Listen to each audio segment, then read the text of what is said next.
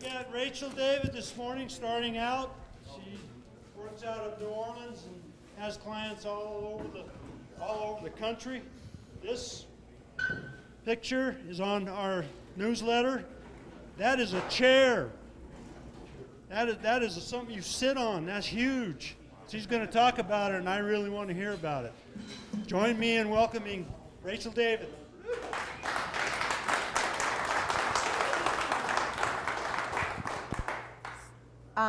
Hi, I'm Rachel, and thanks for sitting and watching. And I appreciate a little bit of hassling in Peanut Gallery, but it's fun. It's all good. Like, keep the mood light. So today we're starting I'm starting part of a collaborative sculpture that Monica Coyne and I have been working out.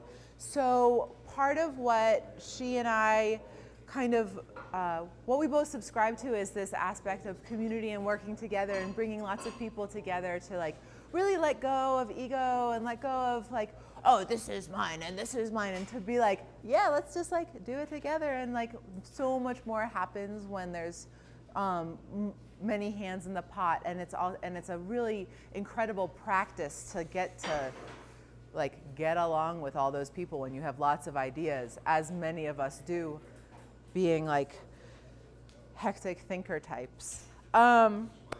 So my focus of this demonstration is to share a sort of design and layout method and how to actualize your ideas. This works very well when you're dealing with clients and proposals and all sorts of stuff. And we were doing it a little bit with my group yesterday, and I thought it was so fun and successful. It was really exciting. So basically, I kind of roughed out Monica's, what Monica's going to do. Don't look at it too much. But my part of it is sort of extending the base and doing a join. So we wanted to kind of focus on this cycle. I work a lot with cycles, and I kind of make a lot of conceptual furniture, and I would kind of, I think that's a generous way of what to call my furniture is like conceptual.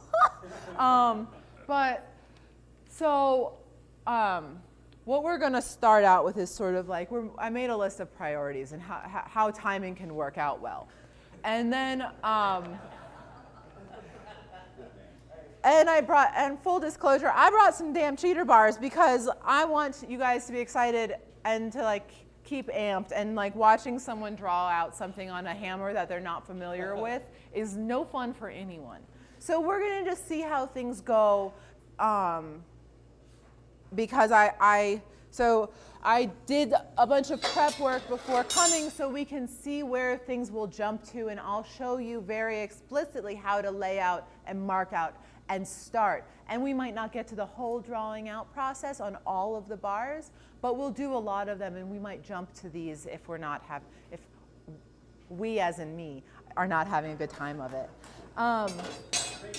Yes.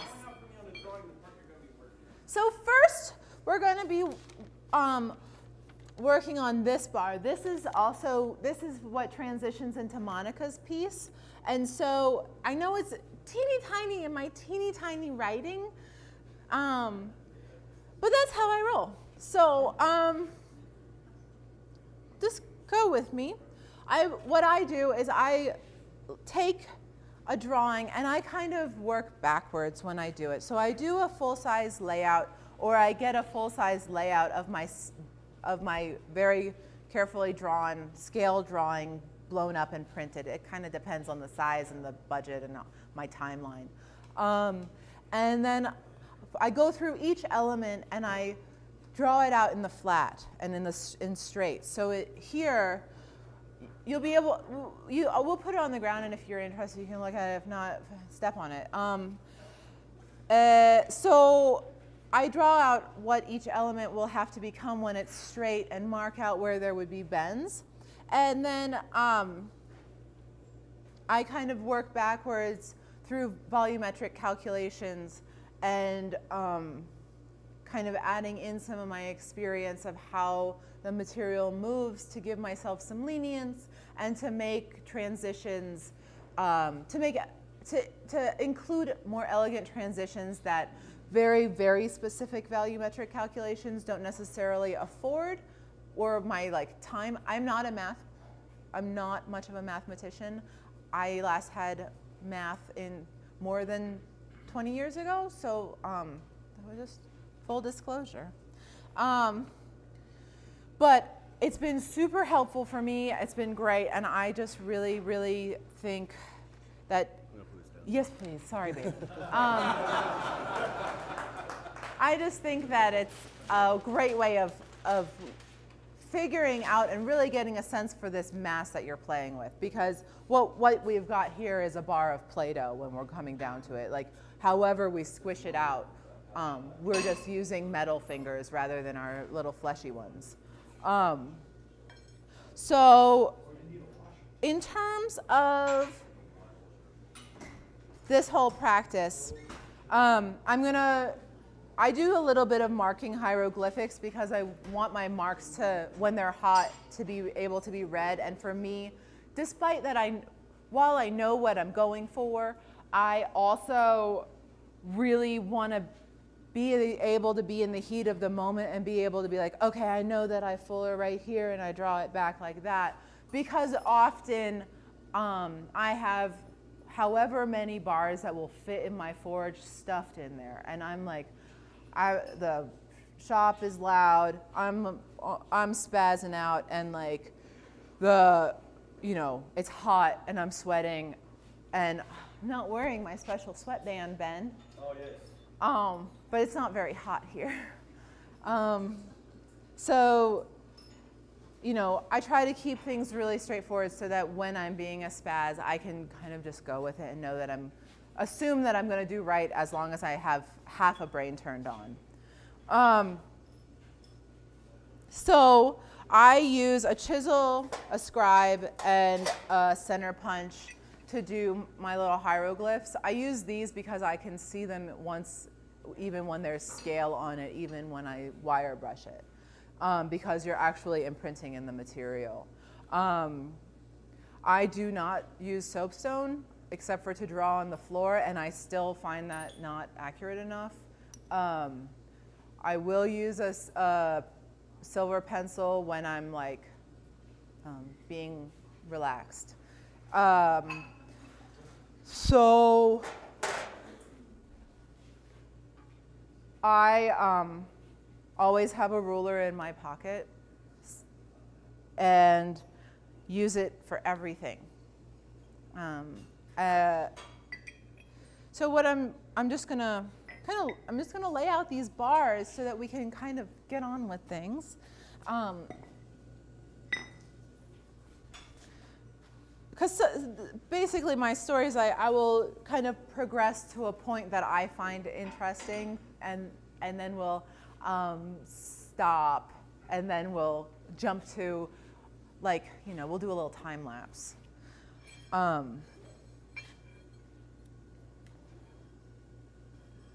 I need my cheat sheet.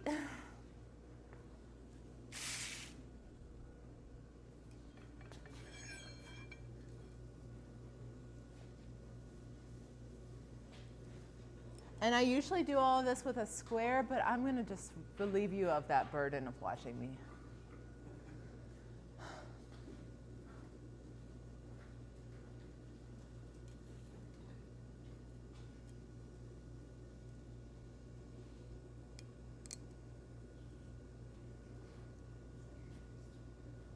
We're just gonna go for the best we can do in a strange place in the eye of the public. Just go with it, So.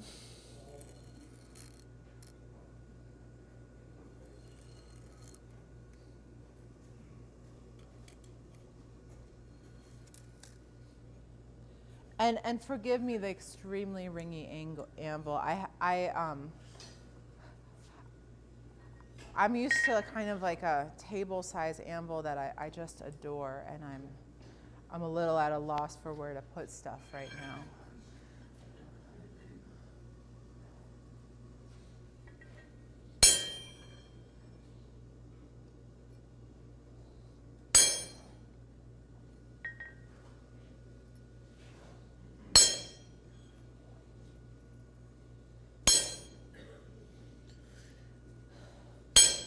So I'm marking around about where my punch will fall. I'm going to punch out this hole. I'm not going to chisel it.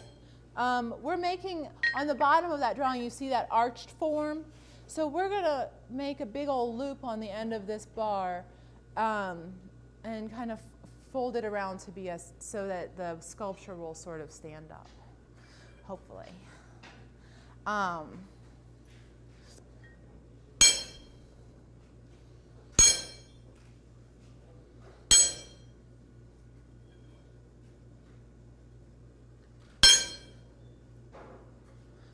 I can't stress enough how much I rely on center punches on a scribed line.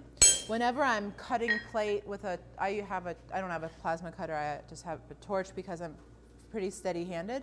But like I use it to mark where my kerf is so that I can grind to the center of those center punches, and I know that I'm spot on with my measurements. And it takes a long time, but it's a lot less grinding.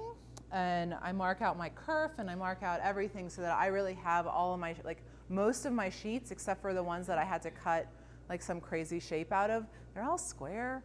And so I can go to them, and since I cut them square, I can rely on them being like acceptable to go back into and like not fret about. And then that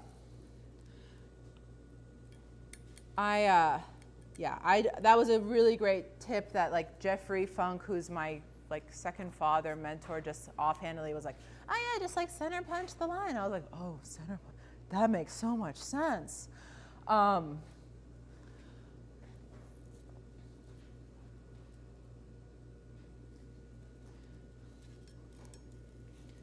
So there's going to be like some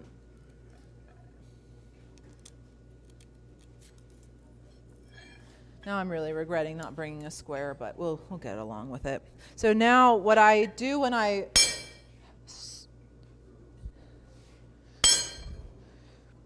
I'm marking where I'll be forging.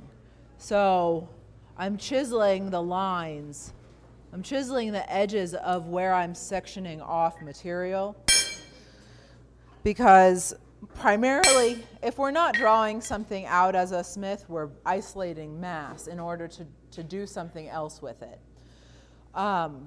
So what I've done here, I did it, I appreciate it. Yeah.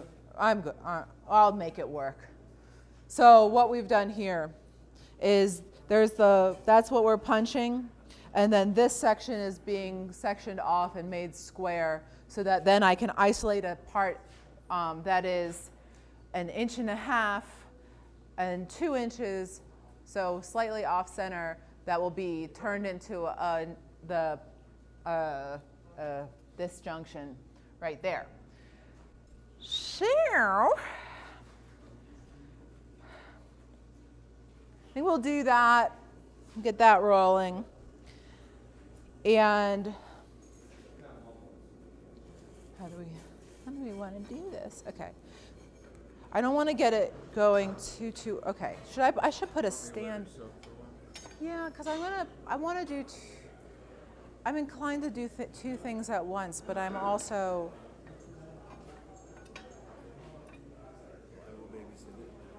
thank you. I should put it on a stand so it doesn't flip everything out. Can I, Sarah? Oh, thank you.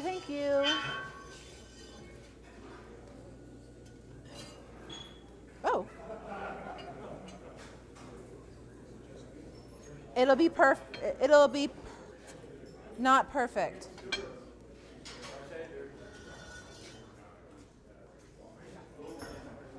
Oh, thank you. Oh, yeah, that's great. Oh, thanks, y'all. Thanks.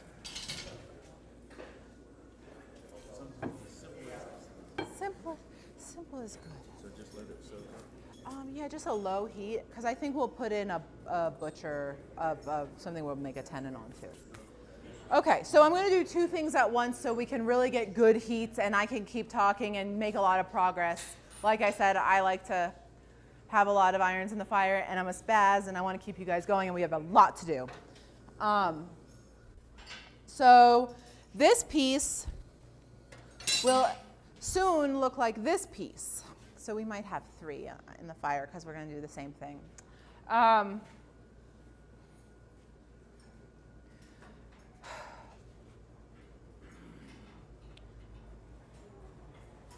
inclined to just do this and let this be a piece that you understand that it's drawn out in 2 sections. I'll mark it for you so you can sort of see, but we're not going to draw stuff out too much today. We're going to do a little bit of it, but I'm just not going to bore you.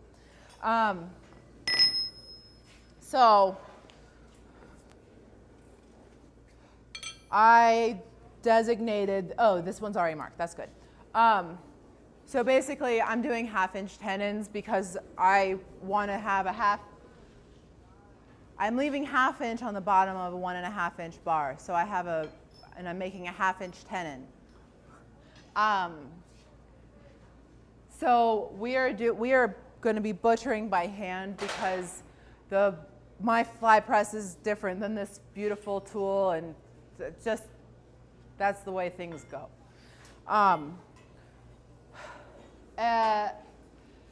So we're going to have that will leave us with a plenty long tenon. I think it'll, oh no, I had to cut this to fit in. I think it was a 2.5-inch tenon. I can't remember. Basically, when you don't need a super long tenon, but you're butchering off something that is, you want to make sure that you're careful not to just like squinch off a little folded over thing. So you want to leave enough mass, even if you don't necessarily need the mass for the length of the tenon. You don't want to have a squinched up screwy tenon.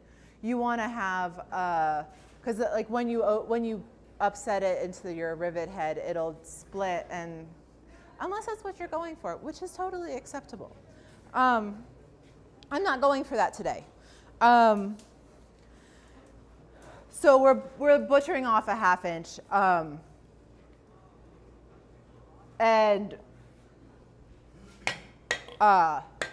that's what we're doing. So then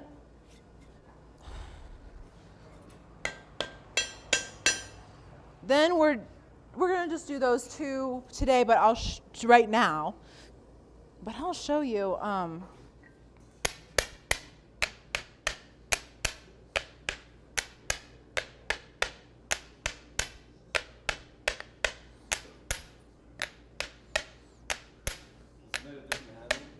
No, this is great. I just want it to be going the right direction. Just not doing a very good job at it.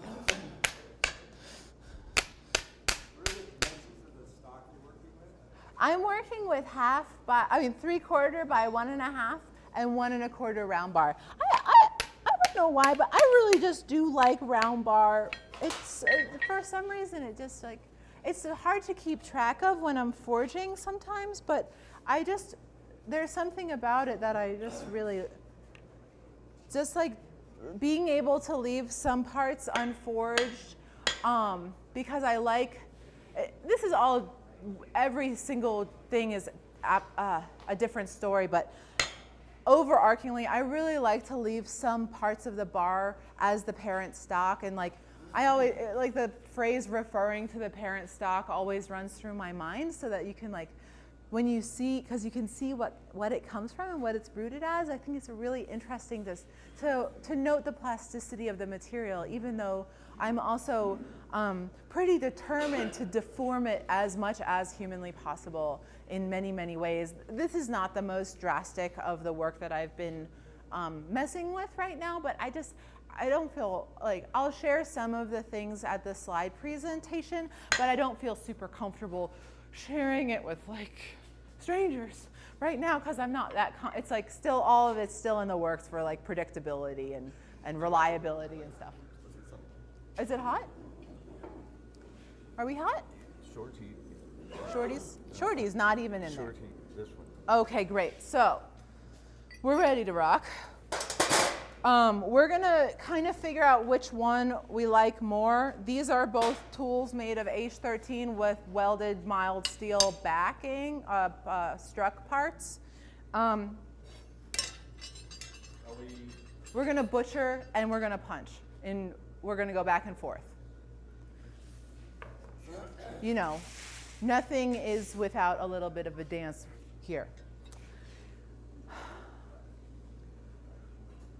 I just want to do that one though right now. I do. There was that tin over here. I will also want to find the water.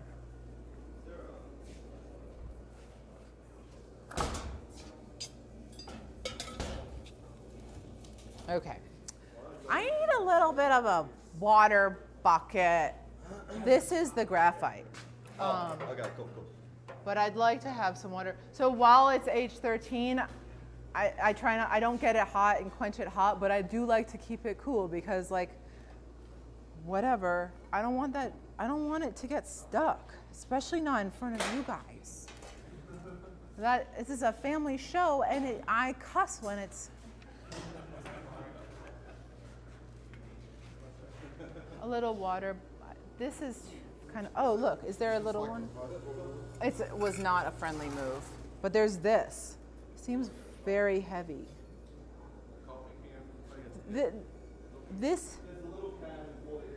This might work. Yeah. I think that I like this until it loses all the water. I think I can fit it in here better. That'll fit under the fly press, and that's really great. But I think I can. Yeah, I'm happy. Let's go.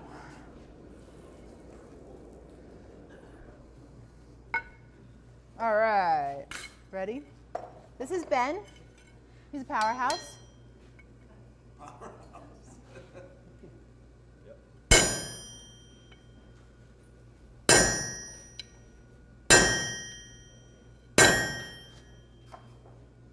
Ugh, I did a bad job laying this out. I don't even know.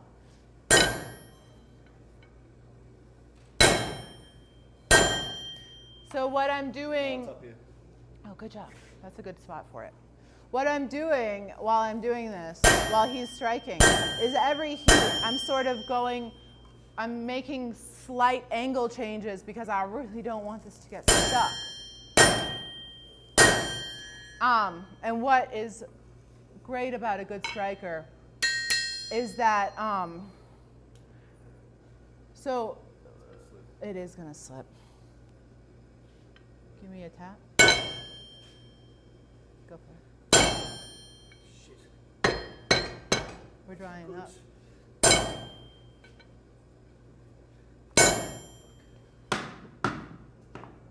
It's a lot drier here than where we are, and our handles are all a little different. That almost came off. Oh, I don't want that to happen. Maybe should we find one that's do you want to find one that's more climatized? No, it's just too dry. So I want to get these at like basically screaming hot heats, but I'm probably just not putting them in the right spot. I see where the spot is. It's hard for me to manage those much over here. Totally. Yeah, why No. don't you put them in from the frozen? Yeah, Rachel.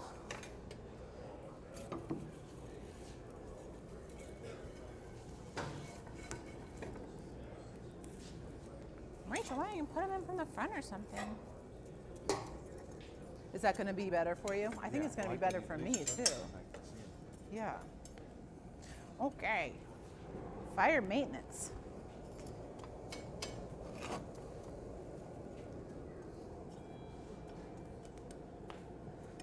So one of the things that has really appealed to me over the years is like different ways of, different uses of different fuel material. And I participated in a workshop in 2006 where we made a kiln that baked charcoal. And I'll talk about it a little bit over the course of the days. You ready to butcher? But what's really interesting is like figuring out the thermal mass and the BTUs and how to kind of control this. So like a lot of what we do when we're building a coal fire, or what I do at least when I am paying attention to it, is I make a little cave and I like fuss with it, and then I just put a half a log on top to be the top of that cave, and then I could really kind of mess with it more. That was nice. All right. Sorry, front row. Bad demonstrator practice. All right. So, give me a tap. Give me a tap. You okay with this? Go for it.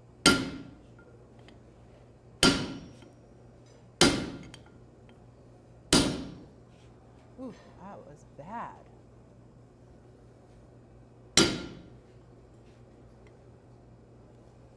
Wait a minute.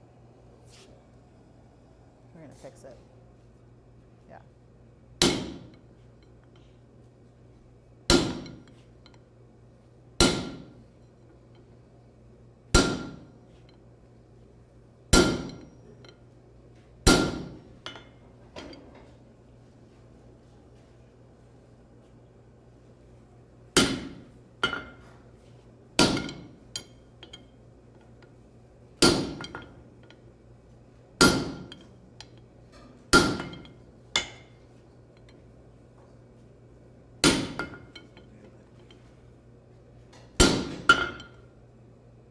All right, so we marked it out. We're gonna get screaming all hot. Go back to this. We're not at a great, with this big bar, we're not at a great shearing heat, so we're gonna move on because it's kind of like, to have a nice shear is part of punching. And so when you're punching a hole in one, like you kind of wanna do it in one heat because it's just the nicest to just pop that slug right out without it going back and forth. Because that just gets messy.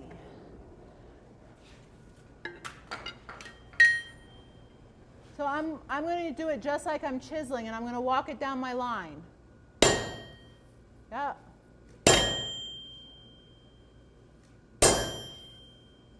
Wait a minute. Take that dag off. All right.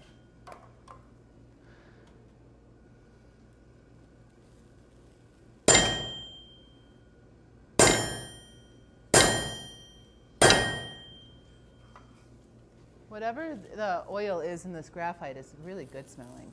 All right. Yeah.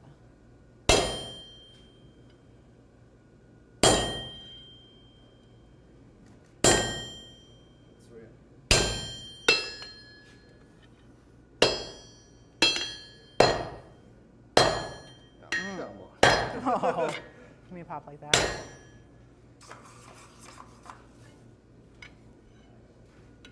Wait a minute. We got a fair way to go. Yeah.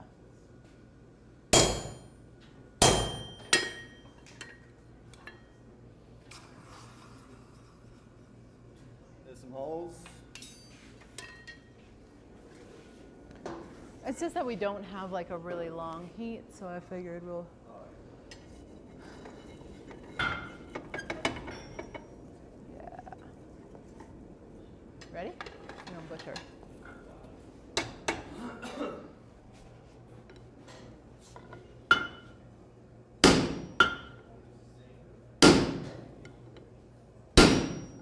So I'm working all four sides, making sure my shoulder is going to line up. Yep.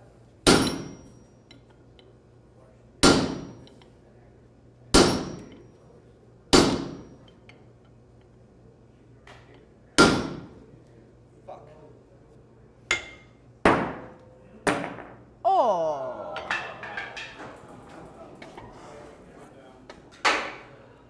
What? Can we borrow one? Yeah, there's a hole. Why don't you pick one out? There's about 5 right behind Steve.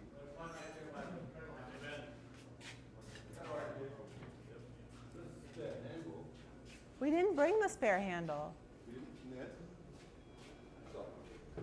That's nice. Thank you. Maybe John will whittle one for you. Back on. Thanks. I'm going to use this pretty soon. So I just flip it up. We're friends.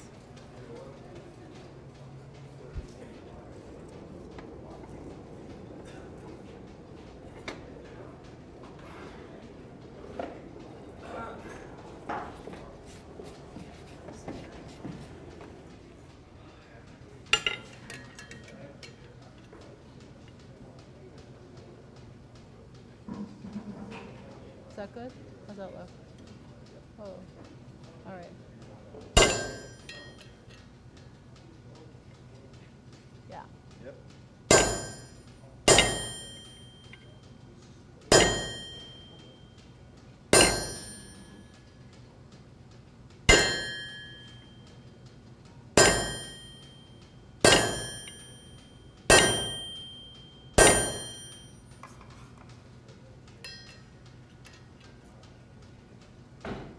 We'll just do a little more.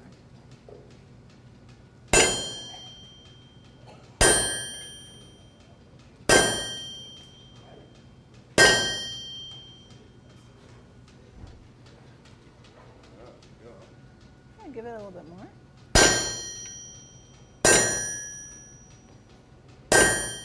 Not yet. No? Yeah? I'll just let him have a little. Oh, That's just I am. All right.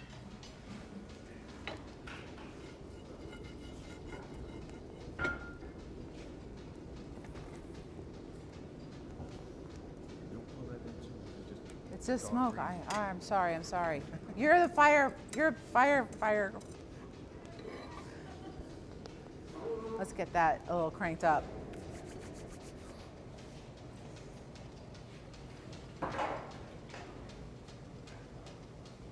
What a bummer.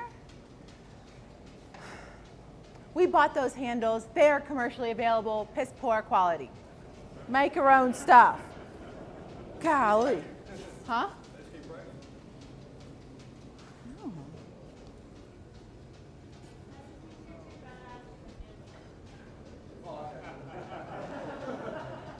Do we have a left-handed glove? Oh, here's my left-handed glove.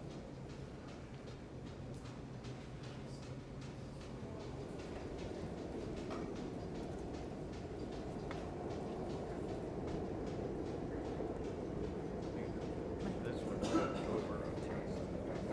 Yeah. All right.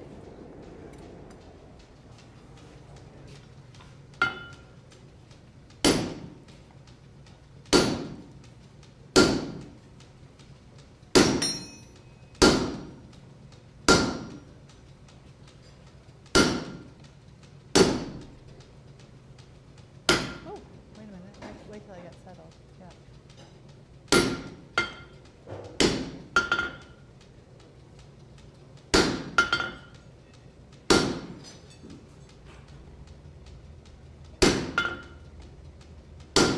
I'm going to take a primary. Okay, let's see how we go.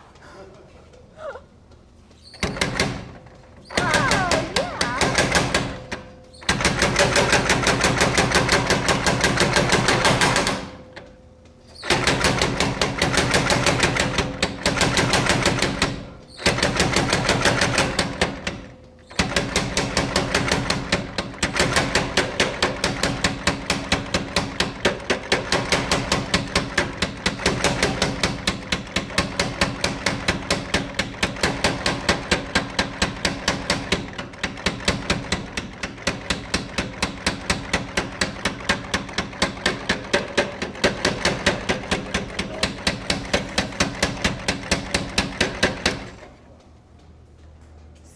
So one thing, okay, we're pretty good.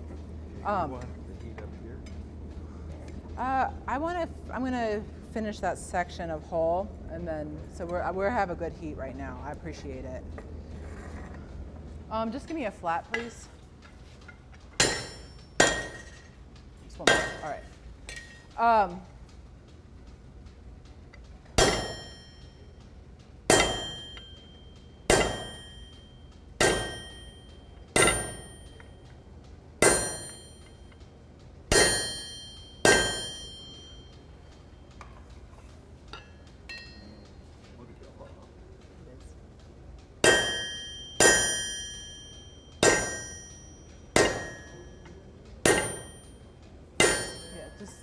keep it a little slower. There we go.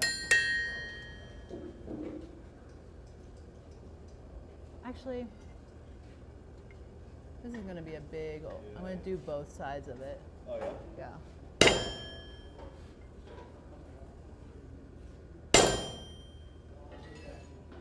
Yeah. Yeah.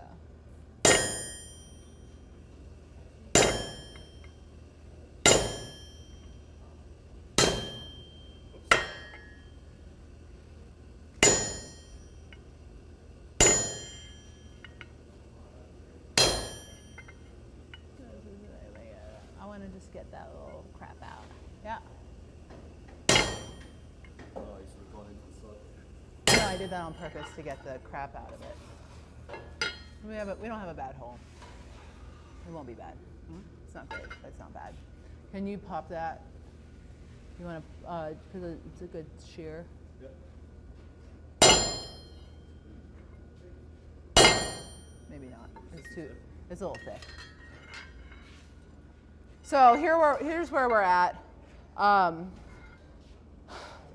a little nervous, so there's like some stretching, and so there's some dag in the hole, but it's pretty acceptable. There's not a lot of rag because we're punching relatively clean slugs out.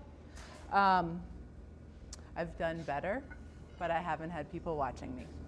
10 is not. Yeah, it's great. It's perfect.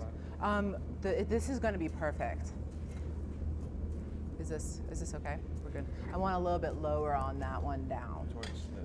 Yeah, because here's the end of, where's the end of my hole? Right here.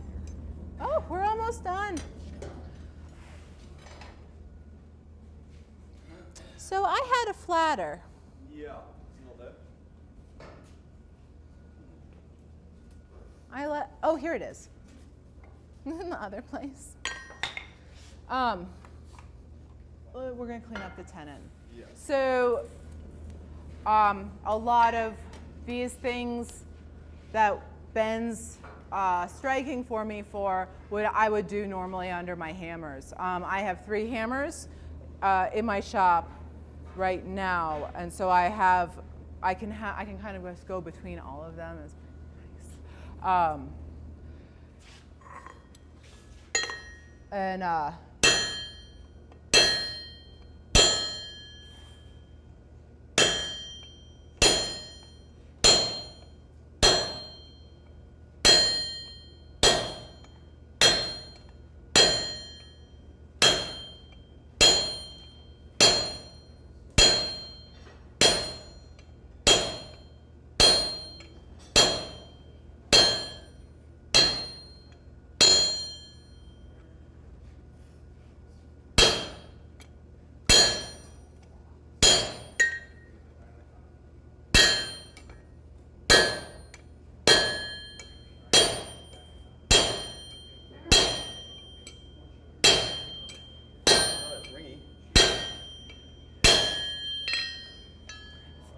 Very loud.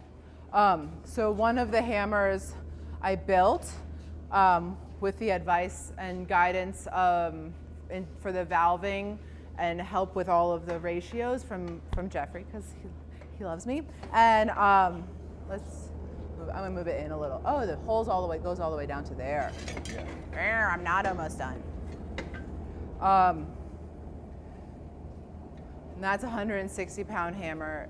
Building it's still under construction, but it's tweaking, and I use it all the time. And then I'm just gonna round this out. I got it. The tenon? Yeah.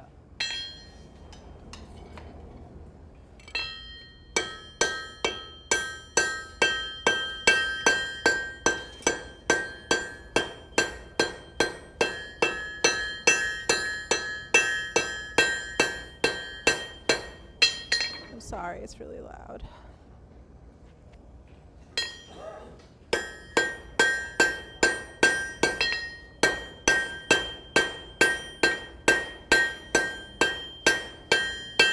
Oh yeah, there is a hammer. This is not worth it. But that's not 1/2 inch.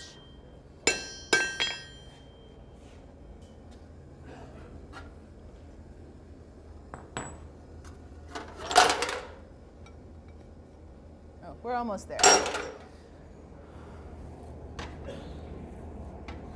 Do you want to just like do a planish with me with the flatter? Yeah. Actually, I want to cut it. I'm going to cut it off first, and then we'll do a planish.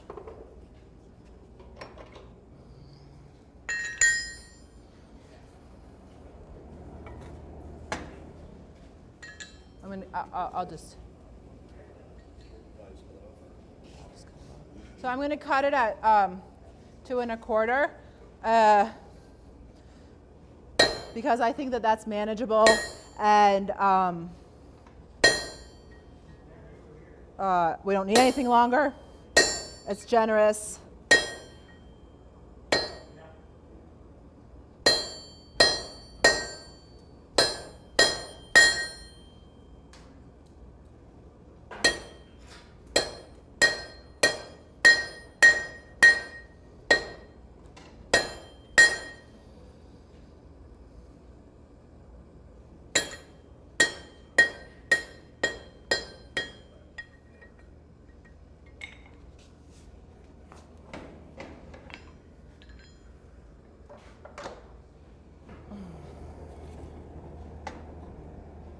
So what the story with these is going to be that they're going onto these bald surfaces.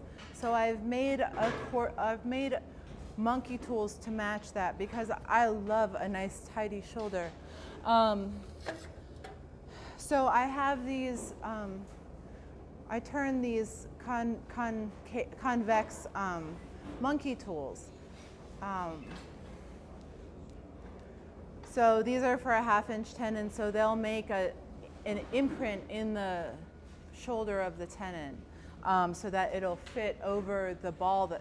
So this matches a swage that I have, and you know, all the right tools for all of the right things, right? I like to have them in all the sizes too.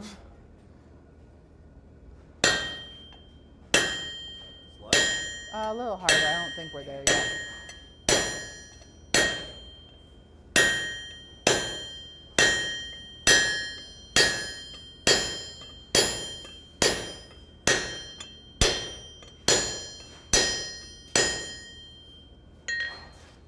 Give me this. Oh. I didn't bring. I didn't bring a lot of stuff, but you know. Oh, that's pretty nice. Let's just do a little planish on this sharp part. Sorry it's so loud, y'all.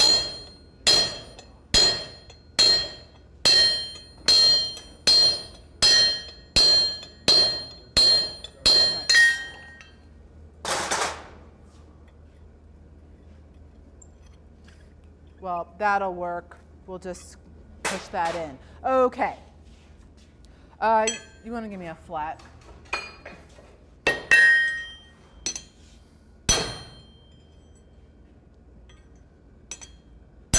So I call this the bladder. It's a ball and a flatter, so it's a bladder. I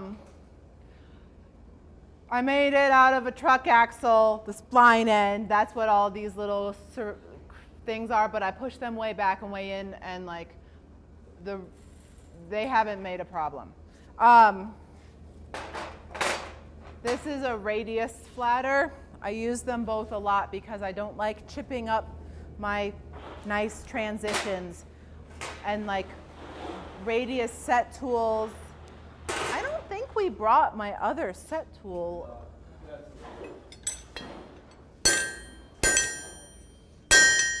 All right, we're gonna set this aside.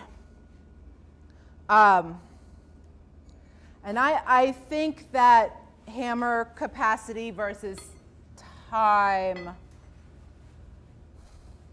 What are you guys, are you guys interested in watching a long drawn out thing, or can just like a medium drawn out thing suffice? Okay, great. So this piece will turn into something like this piece, and I just thought I'd bring this piece, even though I should be, without doing all of the whole draw out of the other piece, I should be able to complete this piece because doing the bends and doing this is kind of like doing this draw to size will be pretty nice. I learned this. I did a bunch of practicing to see how the transitions would work. So I have a this one will have a slightly different aesthetic. But so what we're going to do, like last night, it was so nice that everyone made a ball on the end of a stick, and so we're going to make another ball on the end of a stick. I planned that just for you. Thanks, buddy. We're going to do it out of one piece because then we don't have any weld globs. I have a thing about weld globs and one-piece forgings. So this is all laid out, and the long drawn-out thing is forged out. Are we hot? Oh, good. I forgot about it. That's why there's friends. Thank you. We should get everything. Oh, beautiful, beautiful. So you just want the blob? Just the blob, thank you.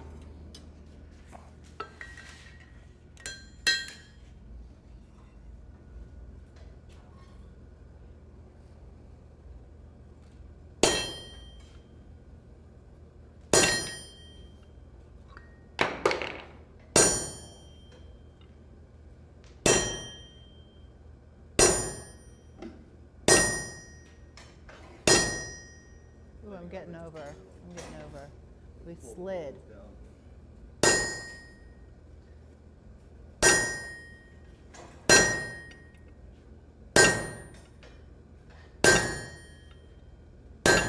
So what I've seen in other shops, everyone does stuff a little differently, and I'm very, very interested in how other people do stuff because I love to try it.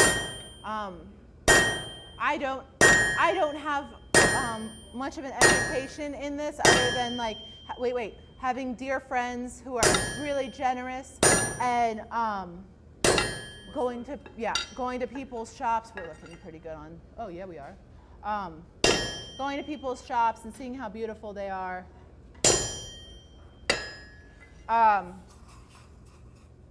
Let's just tap that out.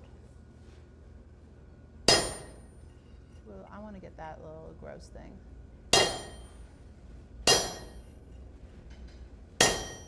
We'll have to file that. All right.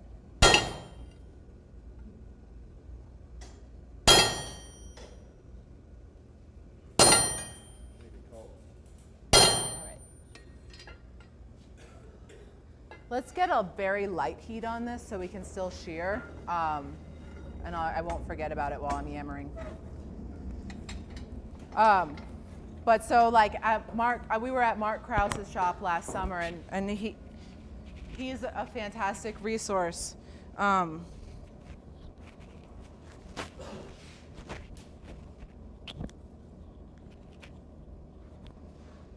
And he has done a lot of architectural work in his days pre-recession, and so I was looking at some of his tools, and I'm always like, oh well, I've never made a tool that way, so I went home and I like made tools his way, and I'm like, that's like a thing that like I'm sure that's good for him, because sometimes things are really good for me that I learned from people, and sometimes like I think that that's good for them, but I think that like to be Is this the best? 2B is the best? Oh, 2B, yes. He has a 2B also. Wouldn't mind one of them. If anyone has one, I'll have money in like 10 years. But he has a whole practice of ways of making things that are, he's really interested in industrial smithing and how all of that lays out into contemporary practices. And so seeing how he does that and doing, and going, yes, that's beautiful, going back home and like making tongs the industrial smith way and making things, because that's not what I kind of picked up from the books that I learned from. So it was great. And to just, I can't do this and talk. Yeah, you can.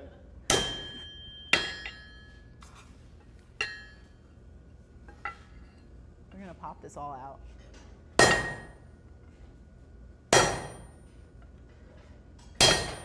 Give me a pop.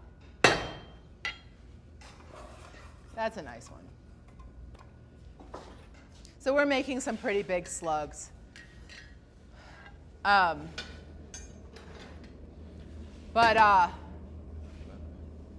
let's just move down. We'll get this.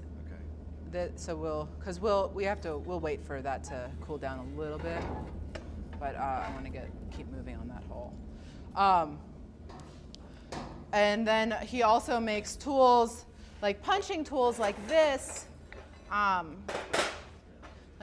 that you can have like this really long punch. And I use this frequently, but I really enjoy this small indexed punch, because then I can have a drawer that's this big with like 60 punch. I mean, it weighs a lot, whatever. But I can have like 60 tools in one drawer, and I have a fairly small shop, and space is of the essence.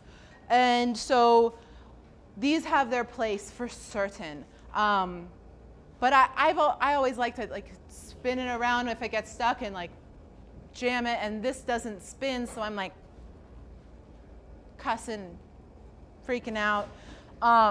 So it's all, there are so many options, and I just can't stress enough the openness of accepting that they all have their place and that they're all very, very valid options. And I've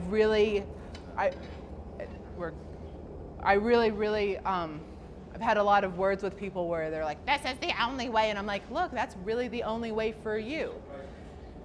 Awesome. So we're gonna do this ball, and we're gonna try to do it on the hammer. So I'm gonna get on my knees, and maybe we're not. Flip the switch. Oh, I thought it was on. No, it shouldn't be too long.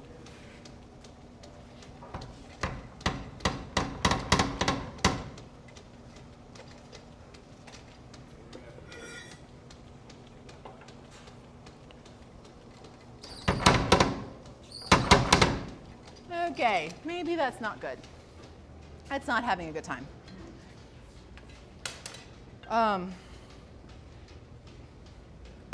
So we're gonna probably just do this the way we did last night, except that I kind of want to make a UFO shape.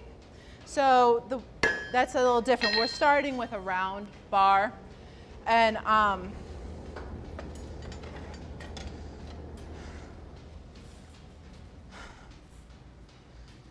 going to come over here. So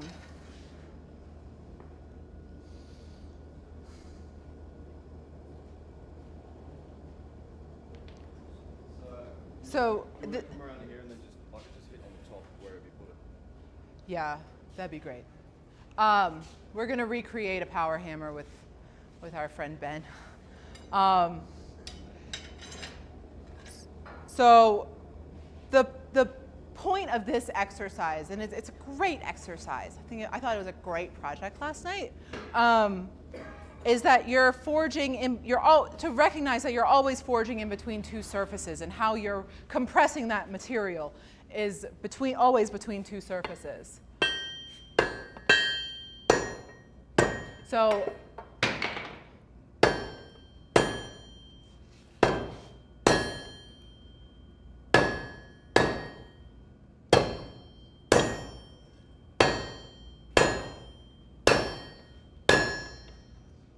here, wait, just tap that down for me. All right, where were we? But you still are always only working two surfaces at once. So you want to make sure that you're going along with the same practice of square to round to octagon. Now what's different, to whatever, you know what I'm talking about. What's a little different with the UFO is that you want to get the fold over, or I want to get the fold over. So this is like the time when, I get hot. Thanks, Ben. So this is the time when like we're just upsetting it down. But instead of upsetting and pushing it in and upsetting and pushing it in, I just want to get those lips pushed out so that then I can, because you can like sort of make them swivel and you can make them do all sorts of nice little.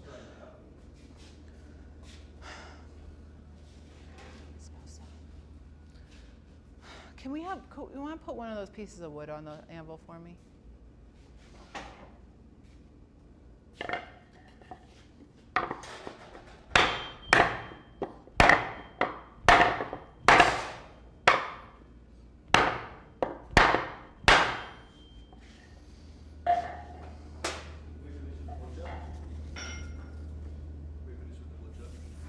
Yeah.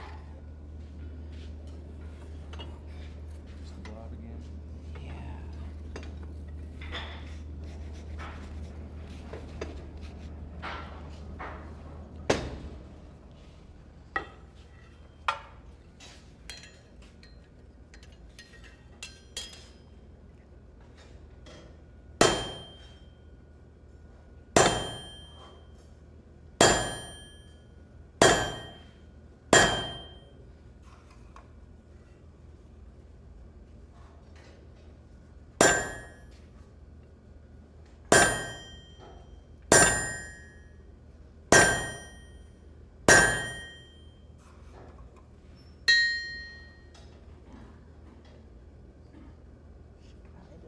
You know what, we're just going to stay with this.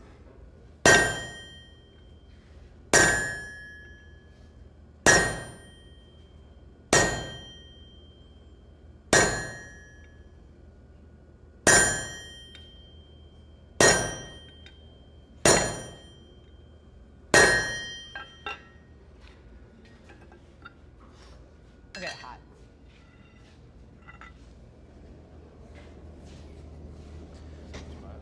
Same spot, please. So I wanted to show punching this hole because I wanted to work one piece all the way through. It's like, to see the process, like we all know it takes so long to make any of these things, and like to really see the follow through and see how it, just how much work goes into it. And like, I use my hammers all the time, and I make all sorts of tools for them to make my life more accurate and easier. And so to like come in and get to like do all this, it's really a reminder of like why blacksmiths like created lathes and mills, and you know, I mean, even more basically, like little self-aligning spring tools that like are 4-poster bits. And oh, please and thank you. Yes, I do.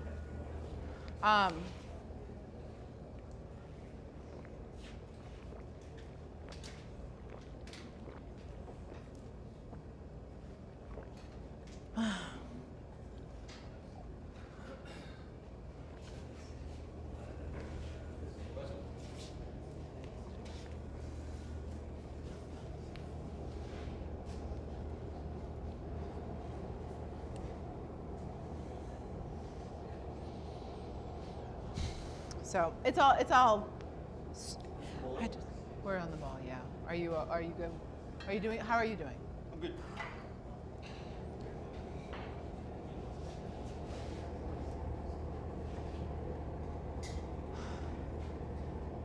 Thin white line between burning it up.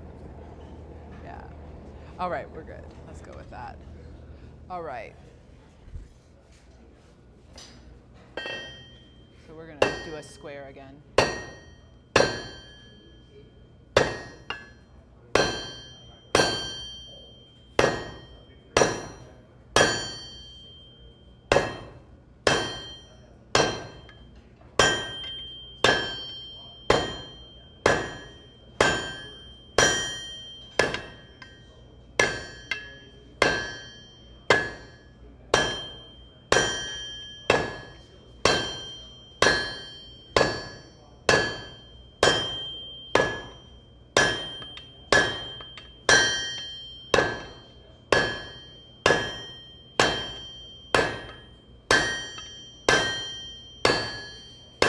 wonder if I could get it on the hammer now.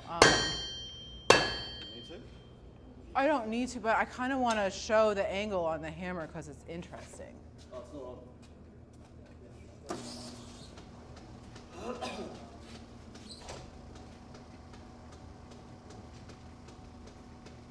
It's just too much of a radius. So I really like radius dies. I have a bit of a crutch to them. But that's like the radius is kind of a little bit far back to really grab. Like you need to be able to have some bite. Let's get this hot. Yeah. Yeah, no, it's a pain. If I was smart, I would have just brought spring tools and whatever. I could only bring 200 pounds of stuff, so I did.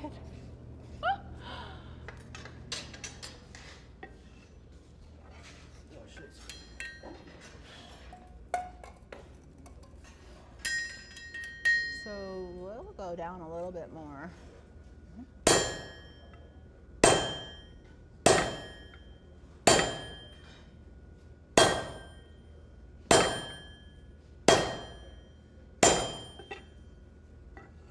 Let's go back here, huh? Yep. Wait. Let me get a line. Yeah.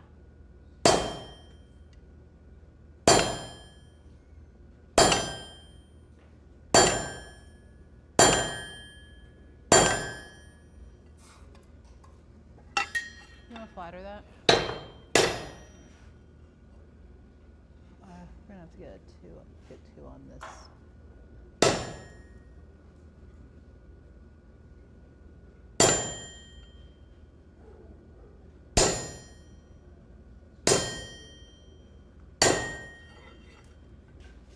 Sorry.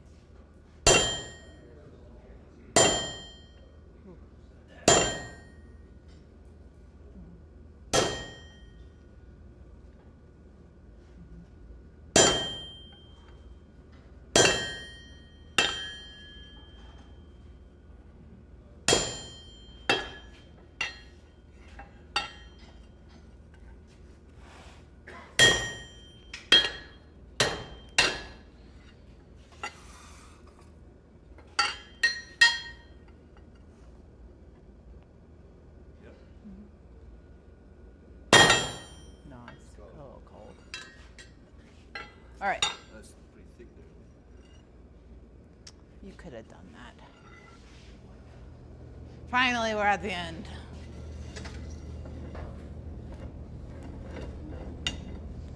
I'm gonna do this by hand so that we get some nice lips on the outside. Okay.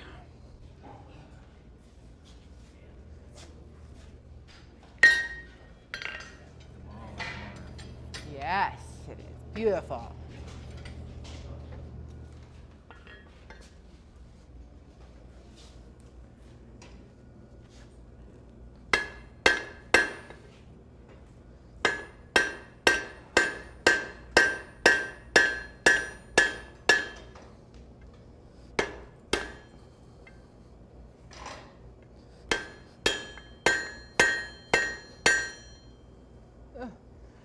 I'm struggling. We kind of knocked it way off center, so let's get this. Let's get that back on.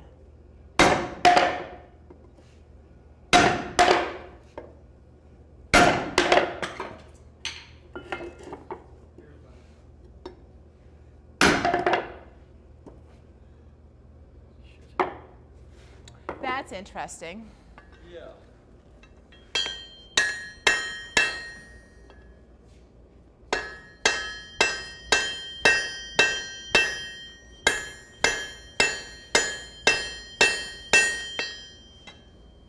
So the other thing about doing the balls is that you kind of want them to be short enough so that they're not dragging on the floor.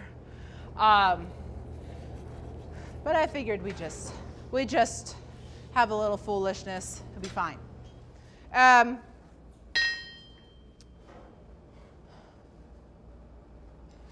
I really like having a big wooden, I have a big wooden stump in my shop so that it has like a dish in it. It's not any like specific shape really. It's kind of just organically grown from where I've burnt it the most. But then I can do a lot of straightening of textured or profiled objects without marring my profile. I really enjoy making profiled stock.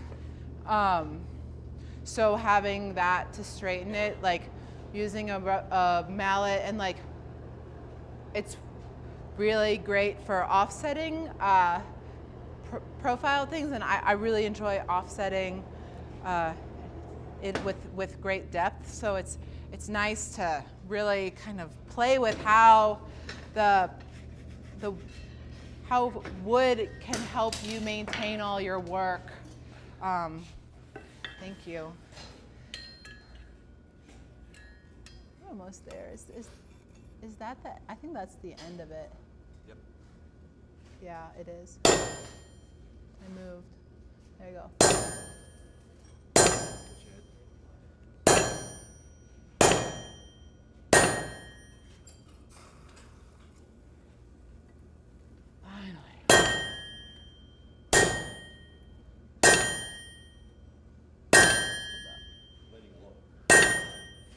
I'm trying to get that crap out of there. All right. Yeah. Can I just flat that? Yeah. Yeah. Yeah. I think I gotta go back a little more, yeah. Yeah, there we go.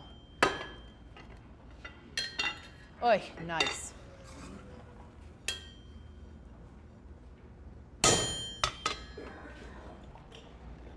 Stop.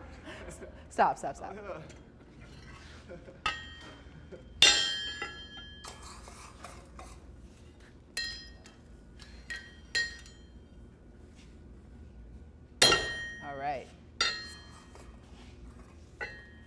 Okay, finally did it. It's a little bit, it's a little gross in there some places. Should file it. Do you mind? Well, I'll do maybe there's like a grinder. I better get.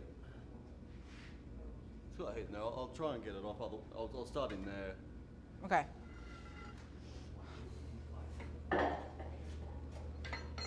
It would be easier if I had the. I'll put it the other way. Yeah. No. How? What do you? Flip it. Yeah.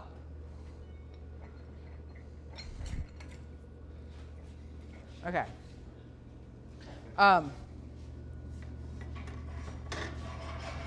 One iron in the fire for a minute. Focus on getting it decent.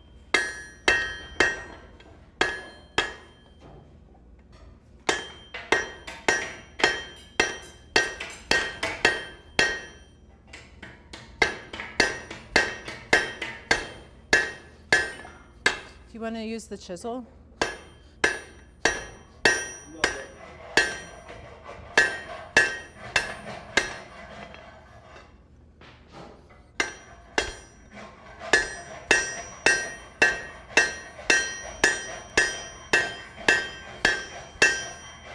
So I'm going to kind of go with the off-centeredness since it was like, we'll accept it. And, but I'm going to keep pulling those lips out.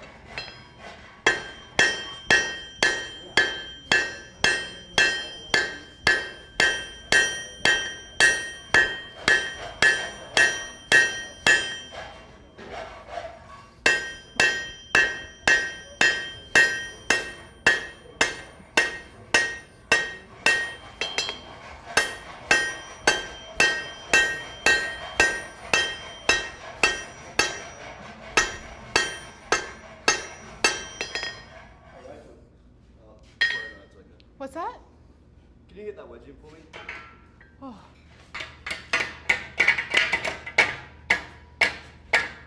No, that one? We're not gonna wedge much more.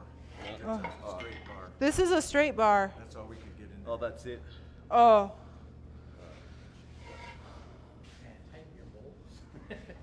Yes, I think that's where it's getting. That'd be great. Thank you. I just found a big river rock in there. Oh, perfect. That's going to get nice and hot. Let's try and smash that up. I like how oh, that's not a glamour. And I went tea and I went, that's not cool. I wonder what kind of rock it is. The floor over there. Do a Jeffrey Funk. Black rock. Oh, that's We didn't get it hot enough though. Could do a Jeffrey Funk and get a little stick and push it through.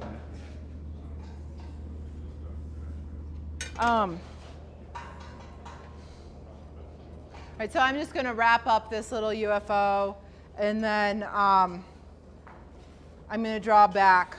So I'm going on the drawing. I'm here. So I'm going for 11 and a half inches to my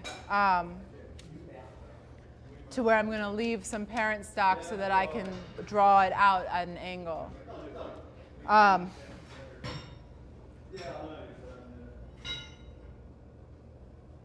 everyone doing here? Any questions? You've got 3 hammers in your shop. Does each hammer have different dies? They do. I'll show you pictures of them at the slide presentation, but one of them, I have this 100-pound Chambersburg utility hammer. It's a really pretty wacky hammer, but I got insert dies made for it, and so I can make all sorts of different inserts for those. It's basically like a cell block system, but it's really easy to make dies. It's accessible, so you can make dies that are whatever. It's awesome. It's super quick change, or relatively quick change. It's a wedge system still. So I have crown dies, so they're crowned on both planes on that. And then I have the hammer that I built, and that has big flat dies on it. And then I have an 88-pound Anyang also, and that has drawing dies that really need to be replaced. Anyang's dies leave something to be desired, but I think they're coming out with better dies this year.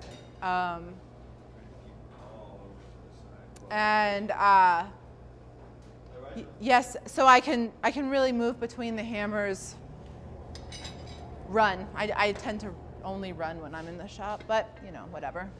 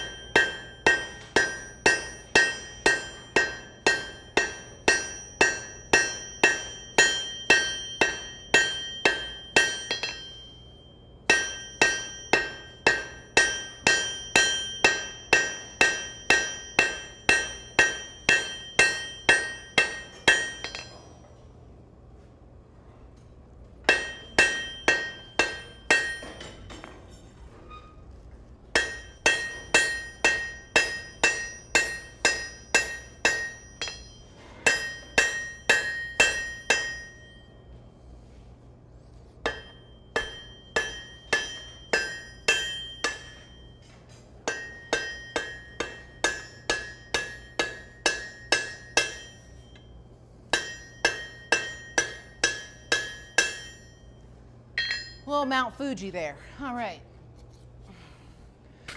We're gonna get, that is gonna look good at some point, I promise. Definitely recover.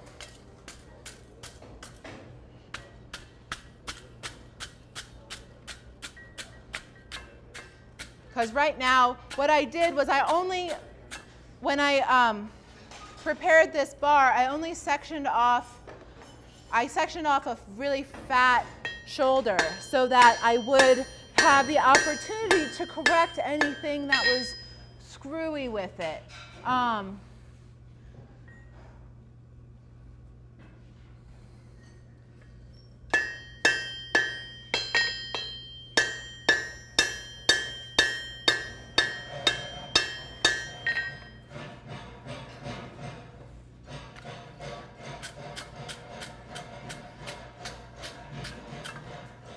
kind of don't want to forge any more scale in there.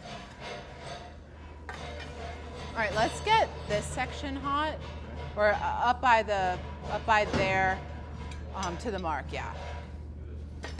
Where you want me to put it in? Just redoing it while you were. Wow, jabbering, yeah. I mean, 3 hammers is a real luxury. But I've just taken the opportunity, yeah. Are they all air? Mm-hmm. 2 are external. 1 is an internal, and then I have one in my yard that is internal also. I just don't have enough space. So we want even heat for the whole thing, yeah? To open it up. I'm going to draw it out before opening it up because there's no way we're going to fit it anywhere. Oh, this section. So this section. I'm going to do, yeah, we're going to do the, I'm going to do this Just up to here. up to there. I'm going to do that first before messing with that. That looks great. Thank you. Ben made it look pretty now. That's acceptable. There is no harm in filing, in my opinion, as long as you've accommodated for the loss of material in your your calculations. Like, keep it pretty. And it's, for me, it's a lot easier to line up a punch than it is to line up a chisel through 3/4 of material, and like to have the, I decided that, like, from my experience, like the rag created from chisel movement for that long versus the rag created from a punch, I choose a punch, as not everybody's choice, but that is my choice for this application. In my real life, what I do is I cut it with a saw or a grinder because I don't have time for this. Because I do use, because like a recent railing I just did had a lot of like botanical elements that had these twisting parts, kind of like ghost pipes. Are you familiar with this? It's a it's a parasitic fungi. I can't remember the scientific name of it, but so they had, it was referencing that plant, and so they're these little things that come off, and they come off at lots of different angles, and so some of those were forge welded on, and some of those were cut and spread. And so what I do with that is I'd do a, oh, we have a little time. I got it. These need to be like good and screaming hot for that little fella.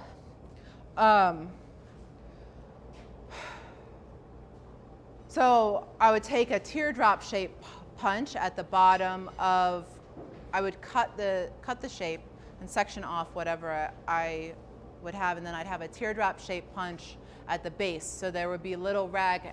It wouldn't be a round thing, so it eliminates the potential for cold shuts by having the round that has a, I'll draw it. My words aren't appropriate. Oh, fantastic. We actually have a whiteboard right here. Are there pens for it as well? Yeah, they're in the box. I just couldn't find a place to put it. Amazing. I'll hold it. What we need for? Parts that are laser cut, water jet cut, things like that. You know, I have a project coming up that I'll be doing that with. Yeah, chairs. But I have yet to do that. A lot of, oh no, that's not true. I did do that one time. I had some water jet cut stuff, but a lot of my work, it ends up being really linear, so I don't tend to, so I just tend to forge it because I want the dimensional quality of forging. But yeah, that is such cool technology. I'm not good enough at CAD or design programs yet, but I really wish I was. I'm just not. But I have lovely friends who help me. Okay, well, we'll move on in a minute. So it's really quite simple. So if I have a bar, it's like 3 inches by 3/4. It's one of my favorite. I don't know why I like that stock. I really just like it. So on this job I'm working on right now, there's all of these different feet on it. So what I did, and there's like some turnarounds. So I would section off so I could cut it with a saw, mapped out how long I would need. And then I made a punch teardrop shape so that first these places that will need to move away, so when I'm forging these out, I can bend them easier than the stock around them, so because there's less mass in that area. And they all look like that, or like that. And then there's not that, like if it was round, there'd be this that would shut over, and that sucks. And then,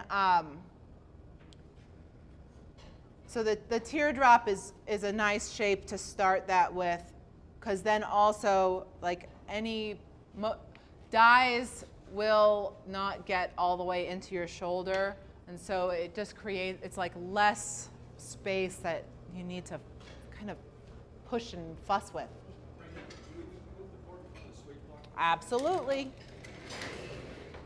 You saw in your punch hole or It depends. I'm not precious about it. Just like it depends on how sharp I am at that moment. Like when I'm sawing, if I'm like, oh, I didn't know this is a great song, or and I saw into where the hole's going to be, but like, or if I'm paying attention. would you punch first and saw? No, I saw first. I prep. I have a couple carts in the shop, so like I cut and prep a ton of steel. I put it on this poor little cart, and then I'll go through the next rep of prep and I'll saw whatever shapes need to be sawed. I stamp every element with a number, and I get it so that so I know what each element is, so that I do a cut and forge list, so everything is laid out very specifically, just like that drawing. And I have a I'm pretty meticulous about it, making sure that it's my tendency is that each element has some similarities and a curve through it, but they'll all be different. So that's pretty annoying of me to do, but I do it anyway.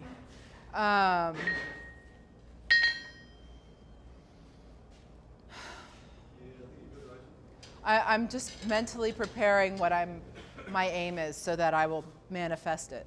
So I'm going to take this 3.5 inches out to 5 inches of approximately 1 by 1. I hope. So I'm only forging one plane right now, and then I'm going to mark out where I need that to reserve stock for. Okay. No, I don't.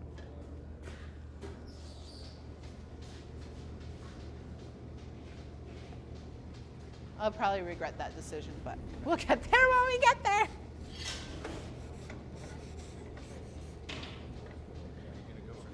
I'm going to go for that next. So I'm looking for my chisel marks.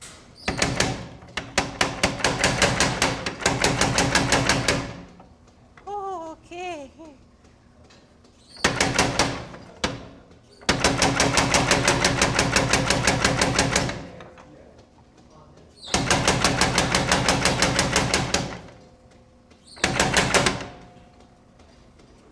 So we don't have quite a big enough hammer. We're getting a little suck out, but it'll be we'll mend it.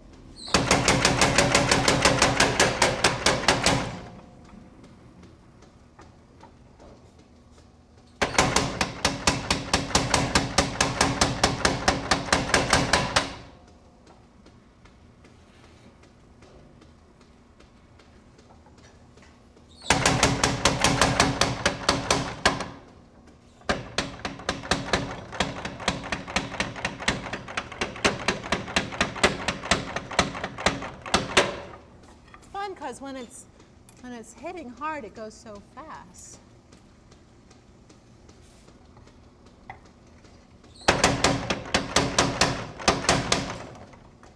All right.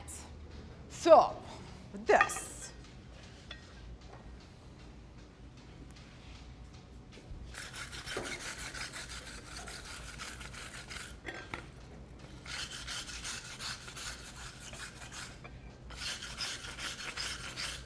So we have a little bit of like suck in on the face, but because I did that rough out to remark,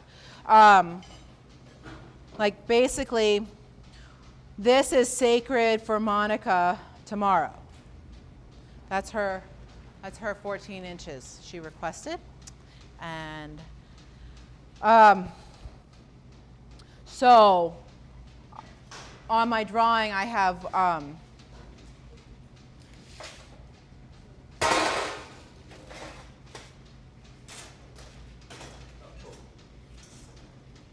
1.5 to 4 inches, and then 2.5 to 7 inches.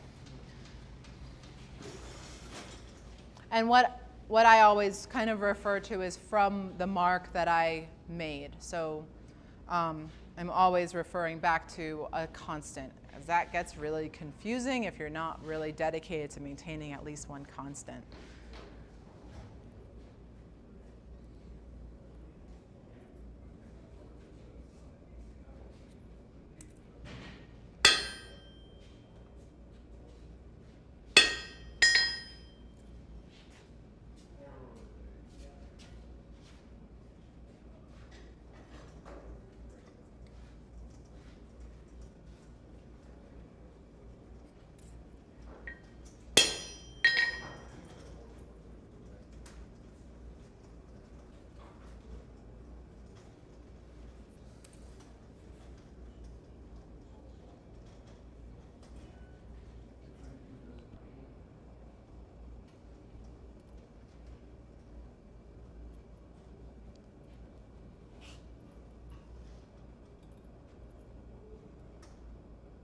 So 1.5 and 1.5 is 3, right? Yep. Plus 2 is 5, right? Yep. Interesting. Because that's what I thought too. Because we're spot on here. But not. We'll work it out. It'll be fine, whatever.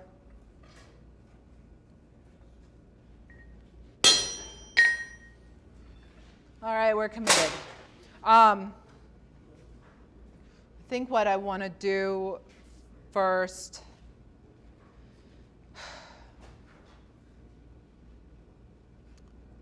we're going to first just fuller down here so I can isolate that off, get a little more length in there so I can take it back there. Set up the bowling tool. I think we can, yeah, we could do that. We're there. Yeah, you could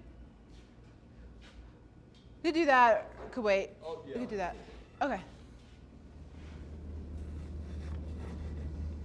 So let's just get that right there hot. Okay. Oh yeah, that's beautiful.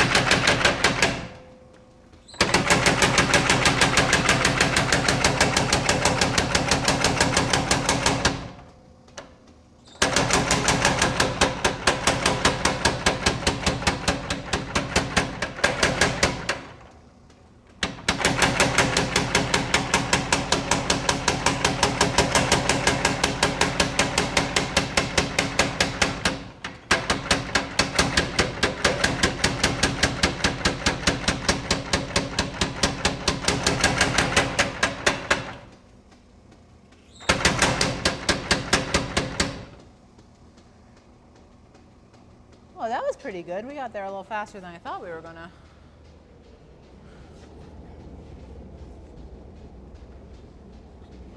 I want the top side. So we're gonna, can we clean this up? Yeah.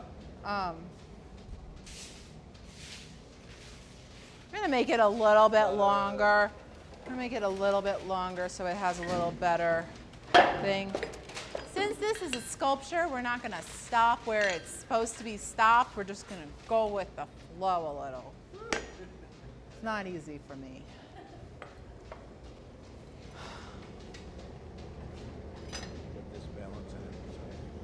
Do you want me to bring something over? No. Because I really want that shoulder hug because we're gonna tidy that up in a big way.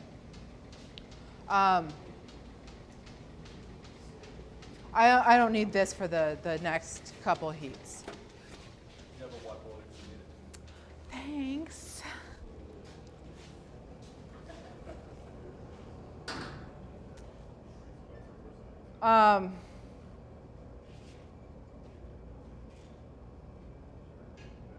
That was a fun little hammer to use. I've never used one, so that's fun.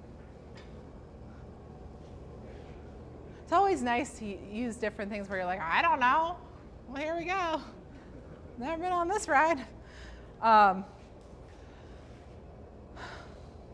We didn't bring that soft butcher. We'll just use. No, I gotta go one butcher. Okay.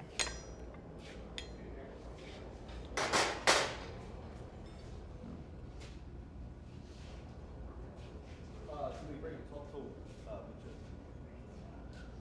We brought the top tool butcher, but no. Oh, you know. We'll use this. We'll use this. We'll use this. It'll be great. Oh, lovely. I love it. Thank you. So let's just clean up by the ball then. Yeah. Hard. Go for it.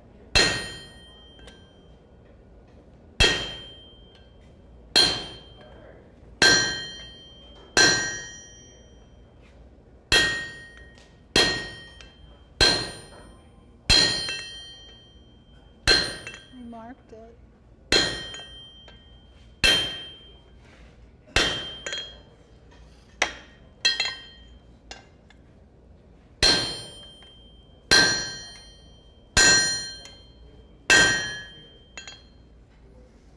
What's going on? Terrible. It just wants to drip. Yeah, it's a drippy one. It's a dripper.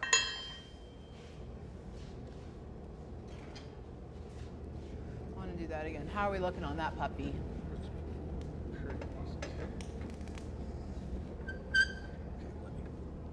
This on it?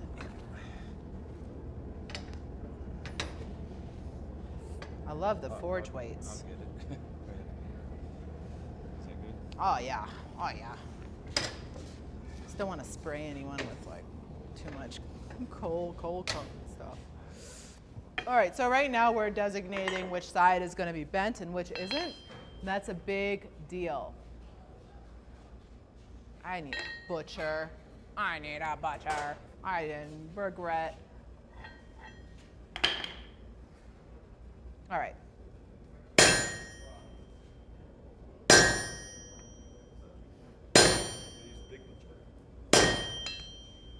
What big butcher? The butcher we use. No, that's too hard. Because this is just, I don't want to get any cold shots because this is just where the bend is going to happen.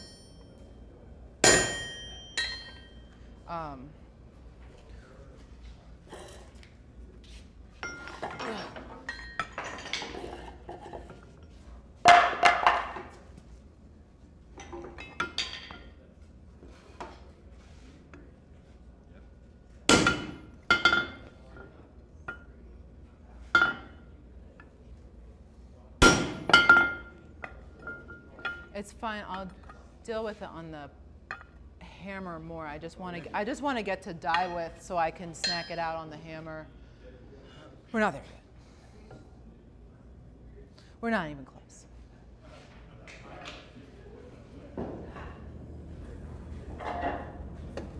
same It's spot. probably ready. Yeah, it's beautiful. All right.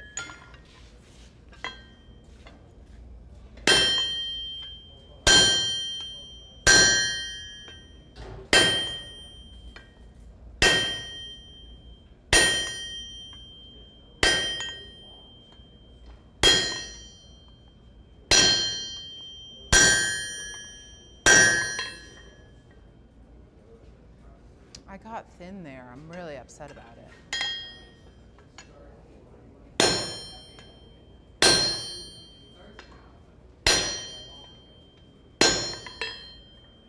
So I got a little thin at one point.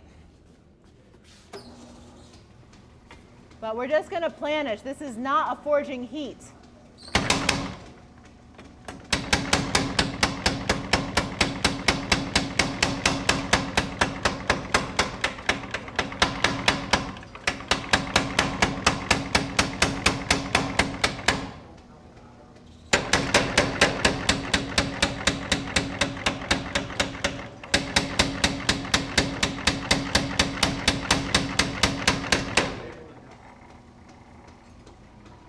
It's barely even a planishing heat. So I just want to say I saw a bunch of people using the hammer quite cold yesterday. And like, I get it. You want to get it done. But like, those dies have feelings. And it was cold and it was loud. And I was getting irritated by how cold and loud it was. And the hammer was too.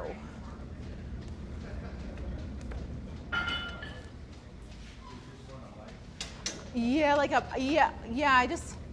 think up by the ball I want it hot again, but then I'll let it get cold for planishing.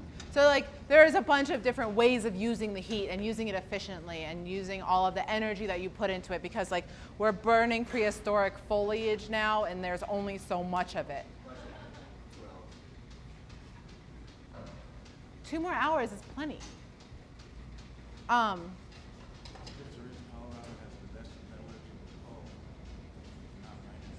Because you're not mining it? Because it's so beautiful here? With lots of dinosaurs munching on. Anyway, it's. I really like thinking about where it all came from. It's super important to me. Understanding that it's a really interesting history that we're using, and like what we've done through history. I'll talk about it more at length some other time, but I can go on forever, so I shouldn't. But I want it blazing. He's going to strike for me.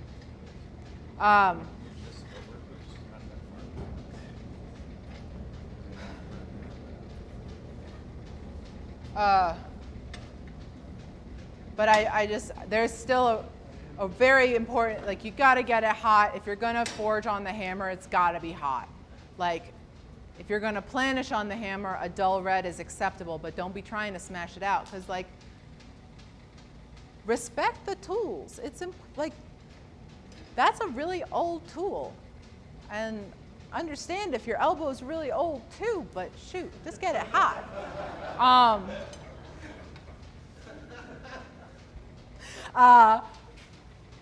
Anyways. It's not hot enough in your elbow.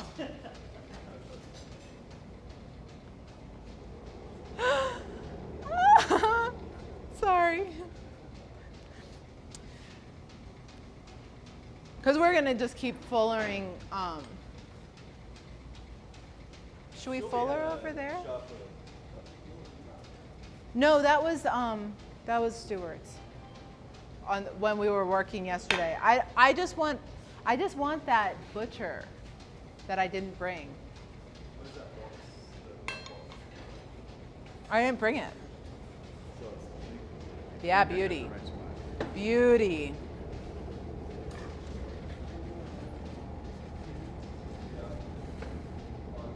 Ben, you ready?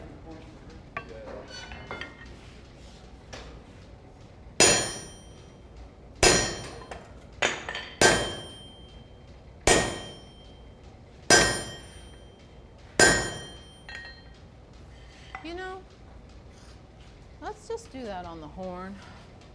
Or I could do it.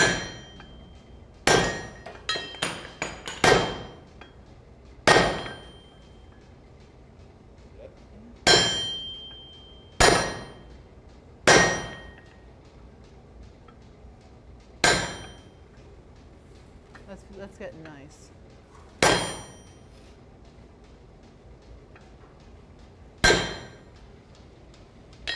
Are we there yet?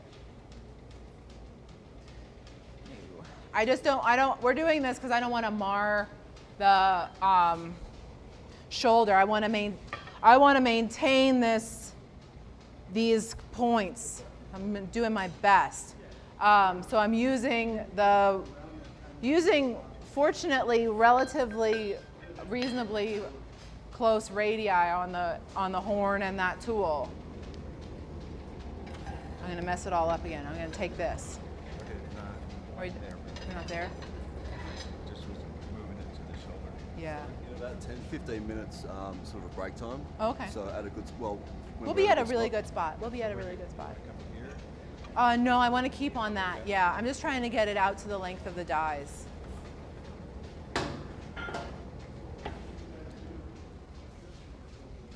So I'm just going to kind of get this to be all the right dimension because I got spazzy.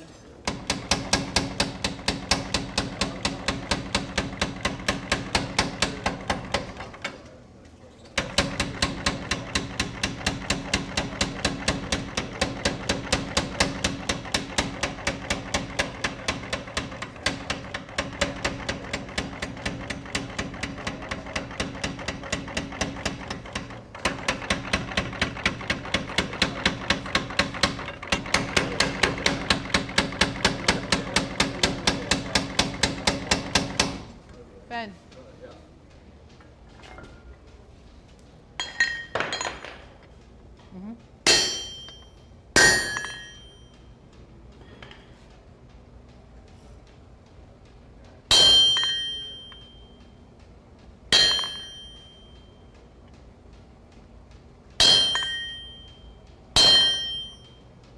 We're gonna go with this droop, Yeah, definitely. and we're gonna get. Wait. Yeah.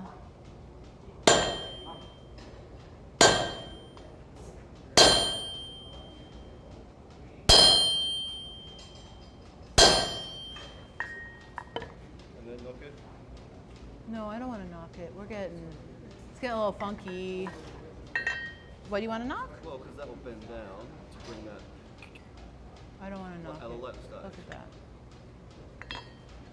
Just give me a little flatter.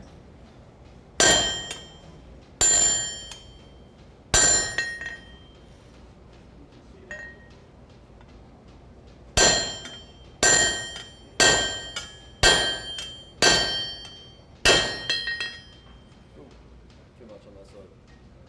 Lighter.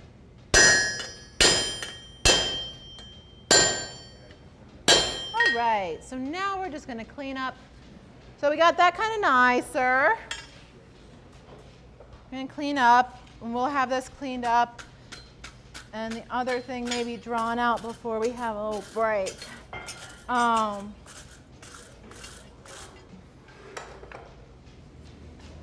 Oh, beautiful.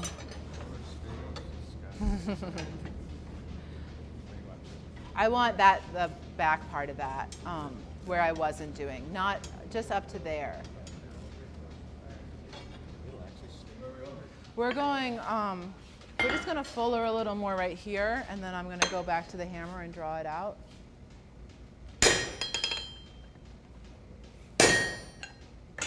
Sorry.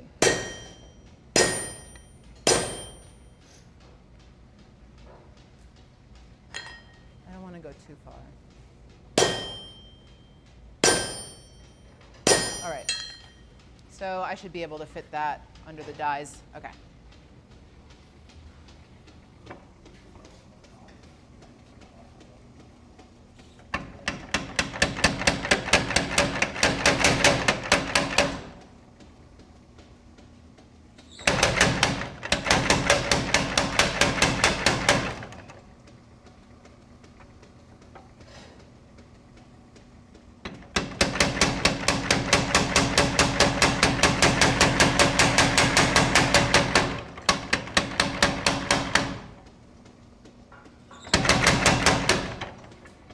get it hot, and then I'm gonna cool off the end that I'm holding. I did bring tongs for this stock, but I just haven't.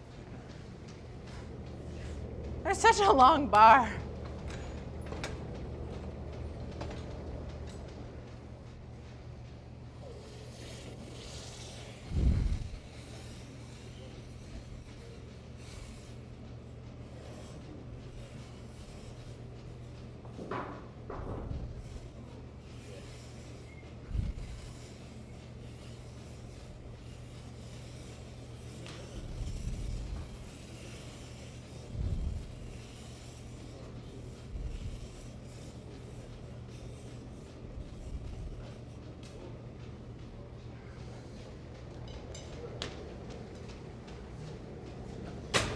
Another river rock.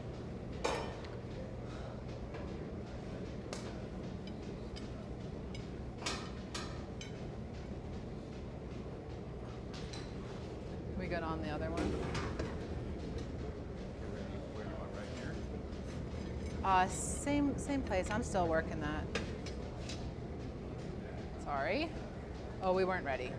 Sorry, I'm screwing it all up.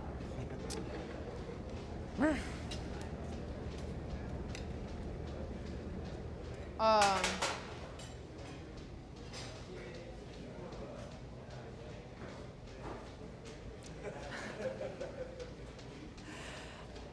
so, jokes?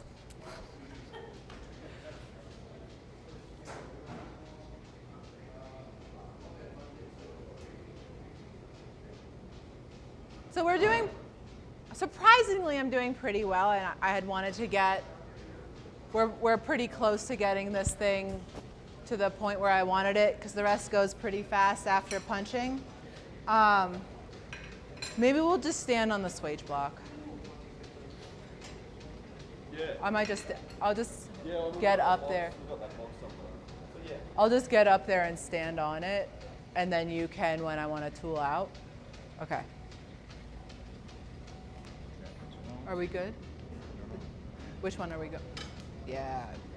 We're- That's what you wanted. yeah, definitely. We ready? I think so. Lovely, lovely. So soft right here. Because I overdid it on the hammer. Soft. Yeah. And I'm just going to clean up the rest under the hammer.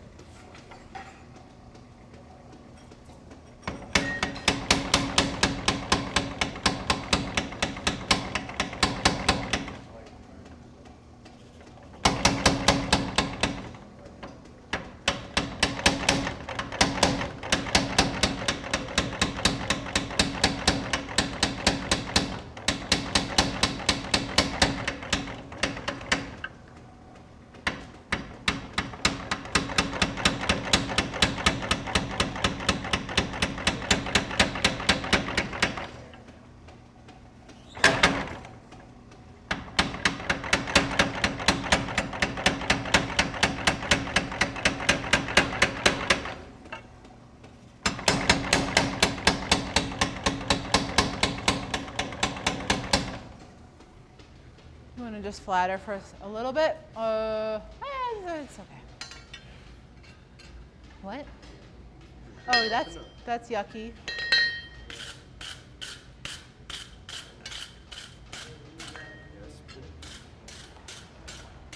That was just fake yuck, though. Fake yuck. Oh.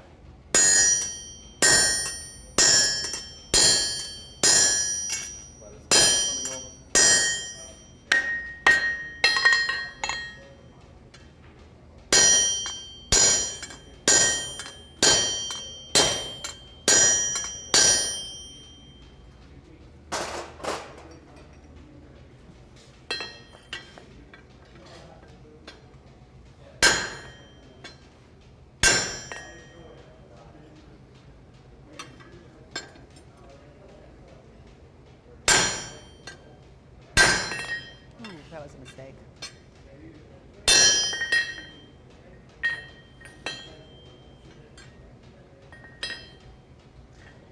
a little bit more flattening, and then we're pretty good to go on that. Yeah.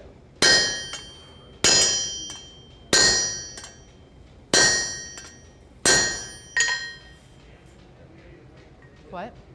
Yeah. Okay, so here we have a long drawn out stick with a bunch of slabs in the middle and on the ends.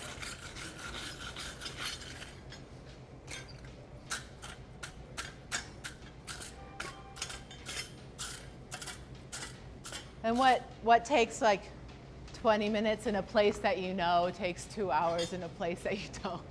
But here's what we have so far. It's a little drippy, but you know, that's cute. I'm gonna put this to the side of the forge because I know that the schedule deems it almost time, and I'm going to get this, I'm gonna focus on this piece. Almost now. I'm gonna go, remind myself, 4, going to 4.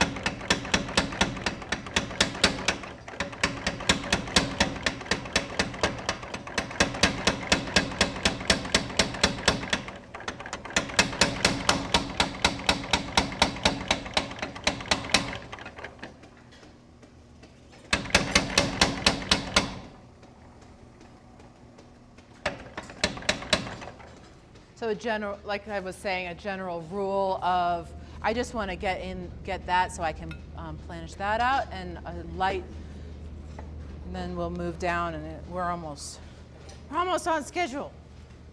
Like I was saying, like you want to treat your tools like you treat your arms, because like the dies are basically the same as your hammers, and so if anything else, please, you know, for the die's sake, gonna wear them out.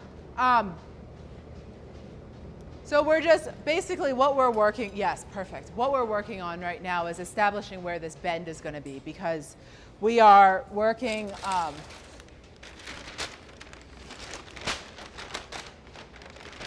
We're right here. So I'm drawing out these little sections to be bent later, but I'm drawing them out. He's really the best.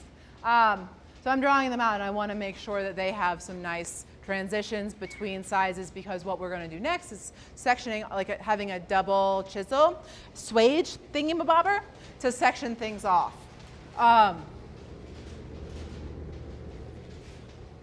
Might should take a break because I gotta pee. I gotta pee. Not allowed.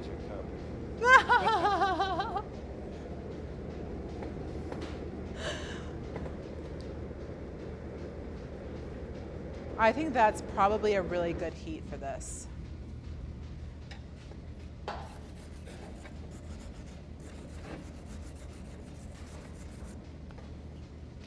Ready?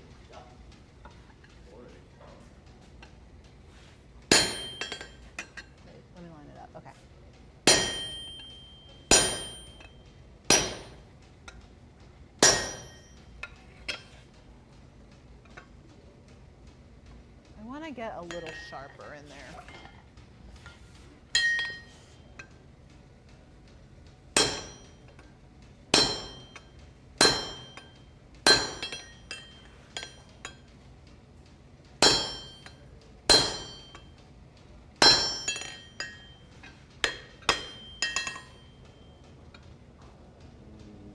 No, you don't like that? I don't want to use that.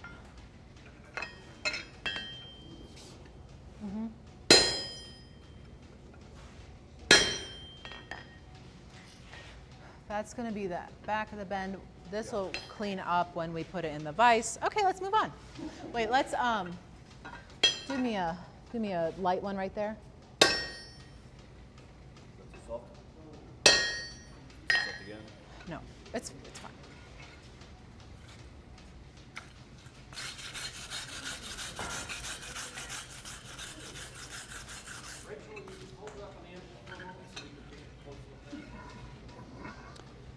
So we've chiseled this long hole. We've drawn this out and kind of tidied it up. We're about to draw this out, and then we'll take a break. And then what else we've done? You want to break now? No, I'm going to champ it out. Okay. We've got the heat in there. I don't want to waste it. So where? Down the Between line? those two marks. Okay. And then we have, we have about 2 more heats. Is everyone busting or all right? We're good. Okay.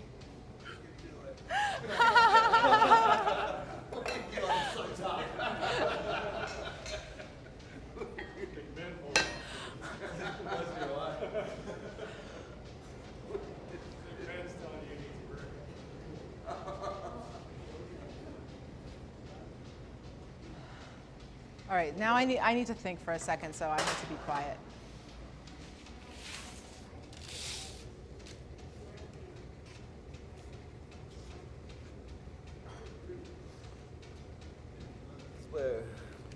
So I just pushed that to one side, which I actually didn't need to do, but I thought it was going to look better because the last one I really wasn't happy about it. But so that's going to bend. So that's going to bend.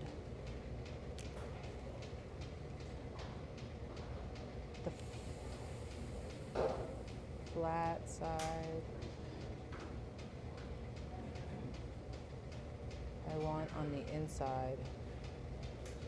So I'm going to put the offset on the same side. Okay.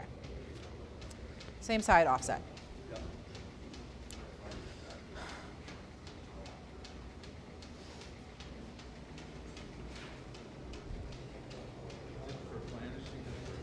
This is for forging, heavy forging.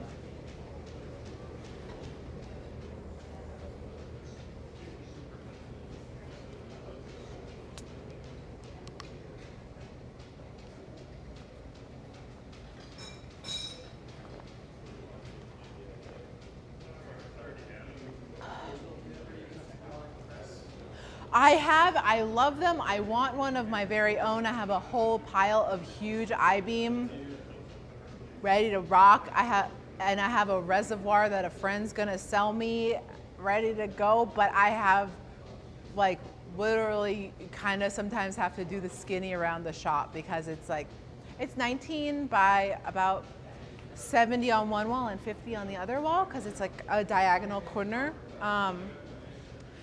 Really just don't have like convincible space for it, and I want one so badly. It would be such a game changer. They're so cool. I use my fly press all the time. Got 2 coming, but we still don't have space for them. We just need to move. If anyone's got some cheap land somewhere with beautiful mountains, anywhere like relatively Appalachia. Oh, that would be cool. I have lots of ideas for exactly what I want. Just like the hammer opportunities presented themselves before a press opportunity. And so I'm kind of say yes to whatever opportunities present themselves. And like really happy about it. Just need to move. My blacksmithing habit that's fabulous. That's great. Let's go. Go time. Enough yamming.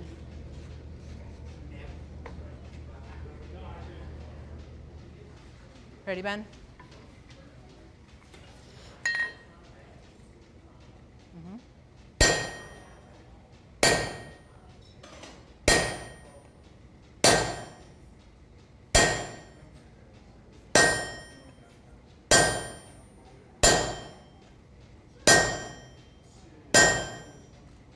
Pull up. Yeah. I'm just gonna bend it back in the vise and go to the hammer.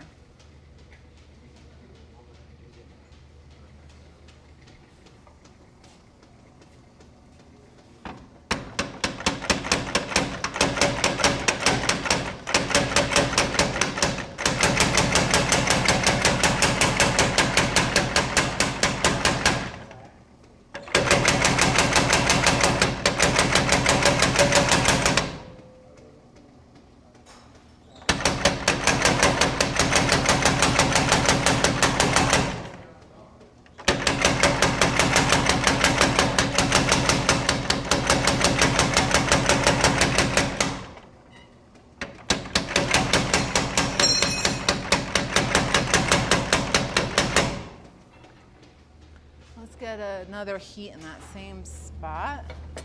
That was, we're pretty, yeah.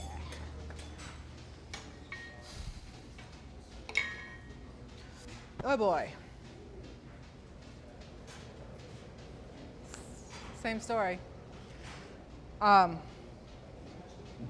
Yeah, equipment choices are an interesting thing. You know, like when you're setting up a shop, it's like so much time, and like the opportunities that are presented to you are, you know, they kind of like come and go really quickly sometimes. And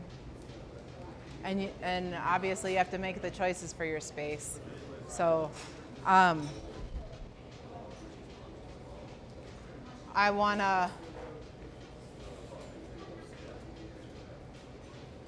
there's all sorts of stuff, like, you know, an infrastructure. Some of the really big improvements to my shop didn't take any space, but like putting in a jib crane was such a game changer. Like, I don't know what I did without it, because I know that I forged some big, long things. And, but now I just like, I don't lift things. That's not, I'll scooch them, but like I'm not into lifting. Oh, that's beautiful.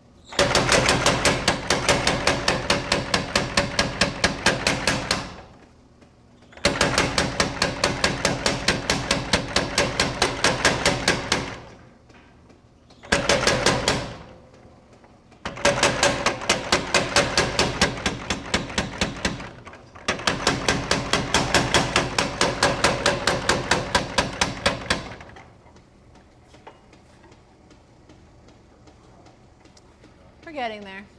We're getting there. One more inch.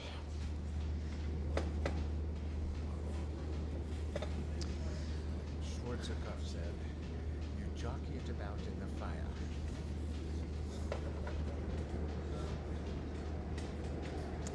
It's kind of getting hot enough to use tongs, but I really don't want to. Since my gloves aren't wet with sweat, I'm not gonna use gloves. It's really interesting forging in a different temperature and climate, completely different climate, because it's like, this is like a winter day, but drier. The dryer. Yeah. Once we get sweat burns, like gloves. No, we get gloves, sweat, so it actually stings your hands. And so it makes it, the bar's actually not as hot as you think it is when you've got gloves. Because your glove is so damn hot. Right, you take gloves off. I don't want it super hot. That's probably perfect. Yeah, perfect. Expert fire master.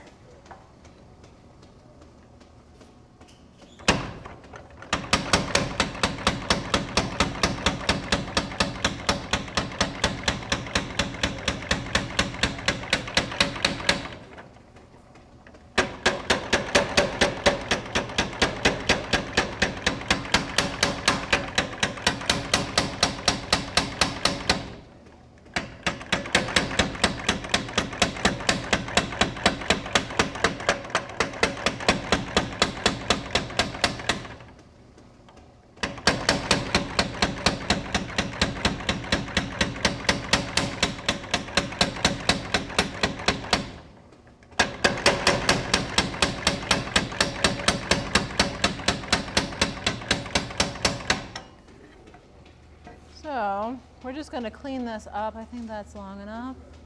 Oh my God, it's still not long enough.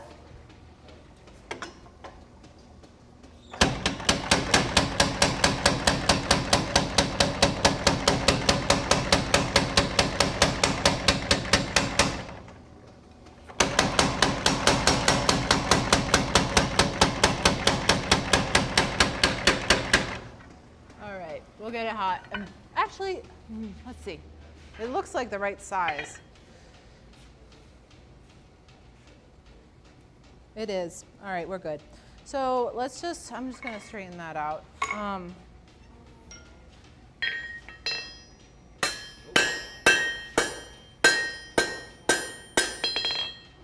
So a lot of these little, this is kind of like the rough out heat.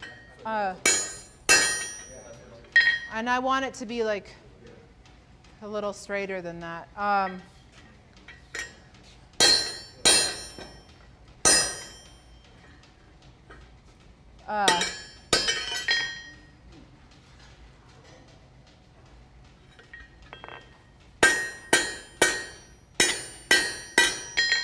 right, so we roughed it out, and so all of these places that are going to get bent and changed and everything are kind of set and ready to go.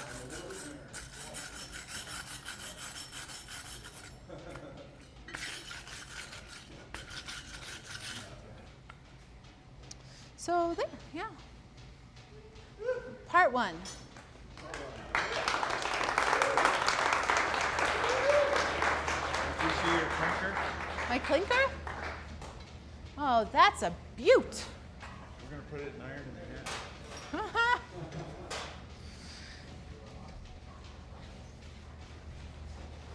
So, thanks for your attention, guys.